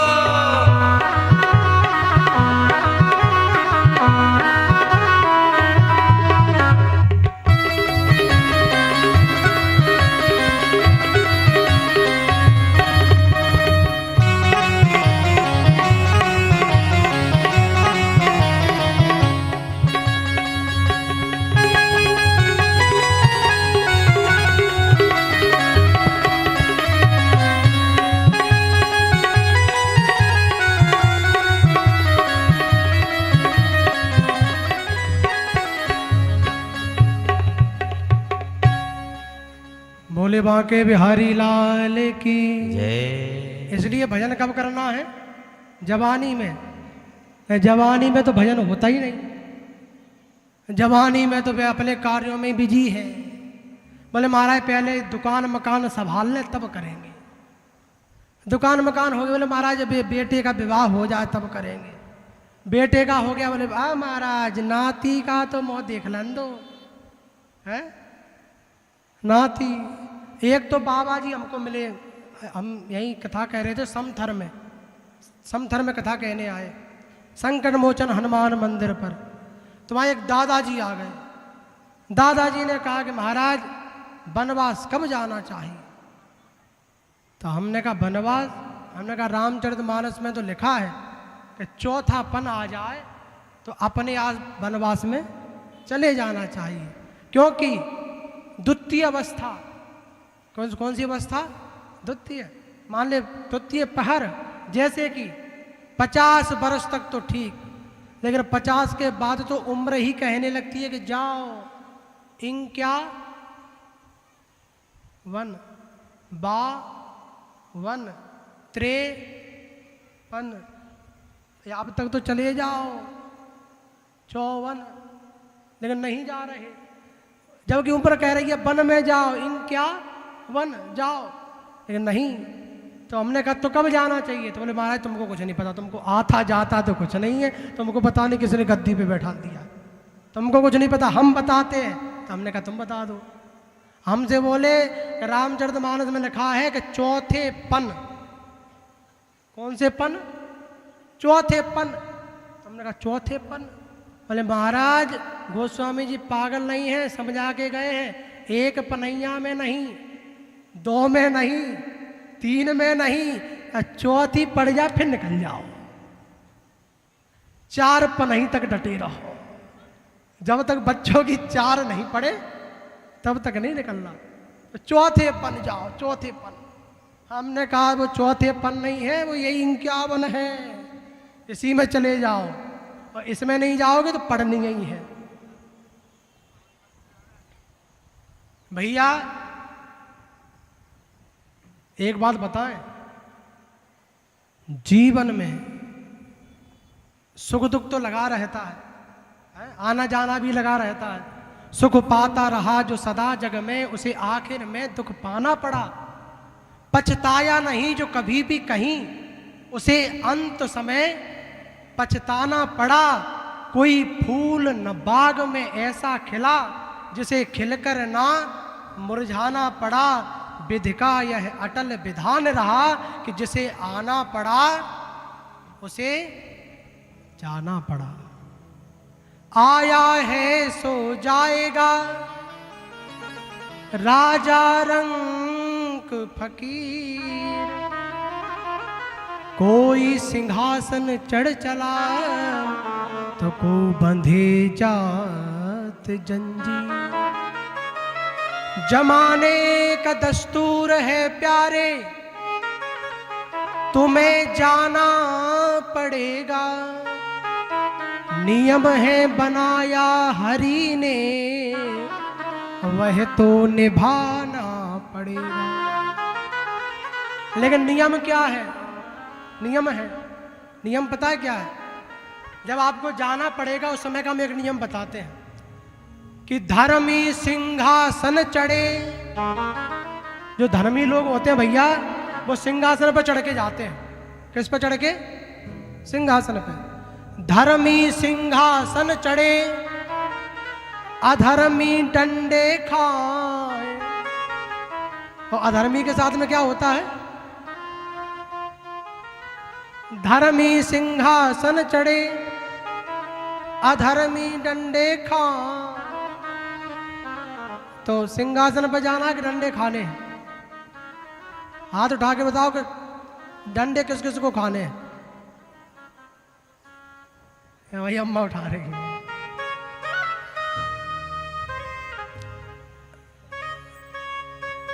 भैया धर्म करते रहो, राम को नाम सदा मिसुरी। राम जी का नाम पता है कैसा है? राम को नाम हमारे दंदरगु वाले महाराज जी कहते हैं, परम पूज्य स्वामी श्री रामदास जी महाराज कि राम को नाम सदा मिसरी और राम के नाम की है प्रभुताई। भूखे में राम, अघाने में राम, और टोटे में राम जी करत सहाय। रामदास करे बिनती, तुम राम कहो तुम्हें राम दुहाई। लेकिन फिर भी हम राम नाम नहीं कहते, हम तो अपने घर के बच्चों के ही नाम सुमरते रहते हैं। जय हो, घर के ही। भैया एक बार जो भगवान का हो जाता है, एक बात बताते हैं हम आपको। दो बहुत अच्छे मित्र थे, एक पूजा करते थे दुर्गा जी की और एक पूजा करते थे भगवान विष्णु की। बड़े ध्यान से सुनना, जो भगवान विष्णु की पूजा करते थे उनको जीवन में कुछ नहीं मिला, कुछ भी नहीं मिला, मिला ही नहीं। और जो मैया दुर्गा जी की पूजा करते थे उनको तो माला माल हो गए, और भगवान विष्णु वाले तो जो कुछ था भी वो चला गया। एक बार दोनों मिले तो एक चल रहे हैं साइकिल पर, एक चल रहे हैं गाड़ी में। उन्होंने कहा भैया इतना कहाँ से आ गया? बोले मैया की कृपा है। बोले आज से हम भी मैया की पूजा करेंगे, ये विष्णु को कुछ लेना देना नहीं। घर में गए, प्रतिमा को उठाया, भगवान विष्णु की को उठा करके एक तरफ रख दिया। मैया दुर्गा की प्रतिमा रख करके बढ़िया धूप बत्ती लगाई और प्रसाद का भोग लगाया। और धूप बत्ती का जो धुआं उड़ रहा था वो भगवान विष्णु की तरफ जा रहा था, विष्णु की तरफ। उसने देखा कि वाह, लेना एक न देना दो, और धुआं फोकट में है, इनको ले लेन दो ताकि कुछ दे देंगी। अब वो धुआं बंद ही ना हो उनकी तरफ। गुस्सा में गया, घर जा करके रुई लाया और रुई ला करके दोनों नाक में घुस दी। अब लोग कैसे लोगे? और जैसे ही नाक में रुई लगाई उसी समय भगवान प्रकट हो गए। भगवान ने कहा वाह भक्त, हम तुमसे प्रसन्न हैं। भक्त ने कहा पहले ही बता देते, रुई घुसने से आते हो, हम तो पहले ही नाक में रुई घुस देते हैं। भगवान ने कहा रुई घुसने से नहीं आए। बोले तो? बोले आज तुम्हारे मन में आया कि इस मूर्ति के अंदर कोई है जो इस सुगंधी को ले रहा है। आज तुमको विश्वास हुआ, तुम्हें प्रकट हो गया। जिस दिन हमको प्रसन्न विश्वास हो जाएगा भगवान उसी दिन आ जाएंगे। एक बात और बताएं, बोले भक्त वत्सल भगवान की। एक बात और बताएं, अब अगला भी सत्र चालू होने वाला है राम कथा का। हमारे परम पूज्य श्री व्यास जी महाराज, श्री पवन शास्त्री जी महाराज आ चुके हैं और द्वितीय सत्र में प्रवेश करेंगे। तब तक हम बता रहे थे आपको कि चोरों की भी बड़ी प्रवीणता है। भैया ध्यान से सुनना, चोरों की। तो किसी ने कहा चोरों की कैसे है? तो एक चोर भगवान शंकर के मंदिर में गया। किसके मंदिर में? भगवान शंकर के मंदिर में गया चोर। अब किसी के मंदिर में कुछ मिले भी, ध्यान से सुनना, किसी के मंदिर में कुछ चुराने को मिल भी जाए,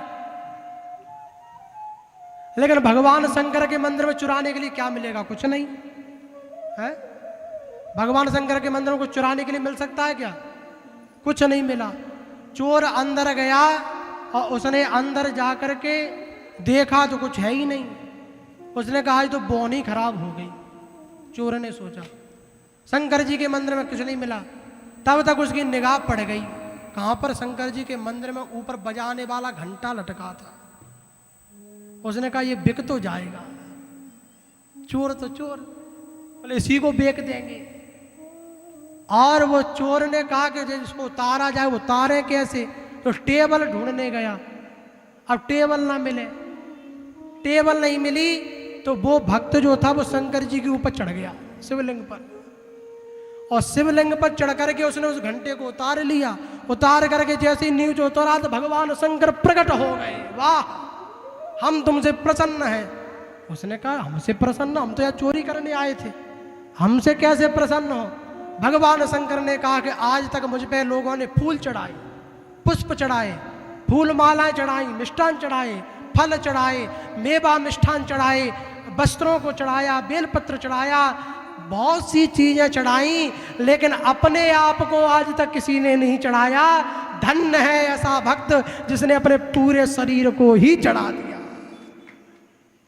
पूरे शरीर भगवान प्रकट हो गए। लेकिन आप लोग ऐसा नहीं करना, नहीं यहां से सुन करके जाओ, लोग हमको ढूंढे कि शंकर जी के ऊपर किसने चढ़ाना सिखा दिया। वैसे भी लोग ढूंढ रहे हैं शहद लगा के बेलपत्री वालों को, है कहीं हमको ढूंढने लगे। तो इसलिए ऐसा करना नहीं है, वो भक्त का भाव था। और देवता चित्त न धरही, हनुमत से सर्व सुख करही। हनुमान जी सब कृपा करते हैं। आइए अब हम विलंब न करते हुए, ये हनुमत कथा है, हनुमान जी कथा, और हनुमान जी भी राम कथा के सुनने के लिए बैठे हैं, क्योंकि हनुमान जी सबसे बड़े श्रोता हैं। तो राम कथा सुनवे को रसिया, राम चरित्र के सुनने के हनुमान जी रसिया हैं, उन्हीं के लिए बैठे हैं। तो हम विलंब ना करें और राम कथा में अब प्रवेश की बेला है। और हनुमान जी भी बड़े चतुर हैं। हनुमान जी ने कहा कल हमारा चरित्र कम हुआ, तो हनुमान जी ने कहा आज थोड़ा सा, राम जी ने सोचा हनुमान जी के बारे में तो कल बोल ही नहीं पाया, तो राम जी ने कहा चिंता मत करो, कल तुम्हारा थोड़ा एक्स्ट्रा करवा देंगे। ये राम जी की कृपा। राम कथा में हम प्रवेश करेंगे और जीवन में राम भागवत कथा से, हनुमंत कथा से, शिव महापुराण से, इनसे जो जो भी बातें बताई जा रही हैं वो पूर्णतः सत्य हैं, सिद्ध हैं, उनको मानो और अपने जीवन में उतारो। कृष्णाय वासुदेवाय। तो अपने जीवन में जब आप उतारोगे तो उद्धार ही उद्धार होगा और कृपा होगी। इसलिए आज कथा को यहीं विराम। कल कथा का अंतिम दिवस है, तो कल कथा में विशेष उपाय हनुमान जी के बताए जाएंगे पूजा के। तो सभी शीघ्र शीघ्र ठीक 12 बजे जिनको उपाय जानने हो वो यहाँ पर उपस्थित हो जाना। इसमें कई प्रकार की चीज़ें बताई जाएंगी और कल कथा का विश्राम दिवस है। उसके बाद हम कहीं तुम कहीं। बोले भक्त वत्सल भगवान की, सिद्धेश्वर हनुमान जी महाराज की, श्री धनरउआ सरकार की, सदगुरुदेव भगवान की जय जय श्री राधे। नमः पार्वती पतये हर हर महादेव शंभो। हरि शरणम हरि शरणम।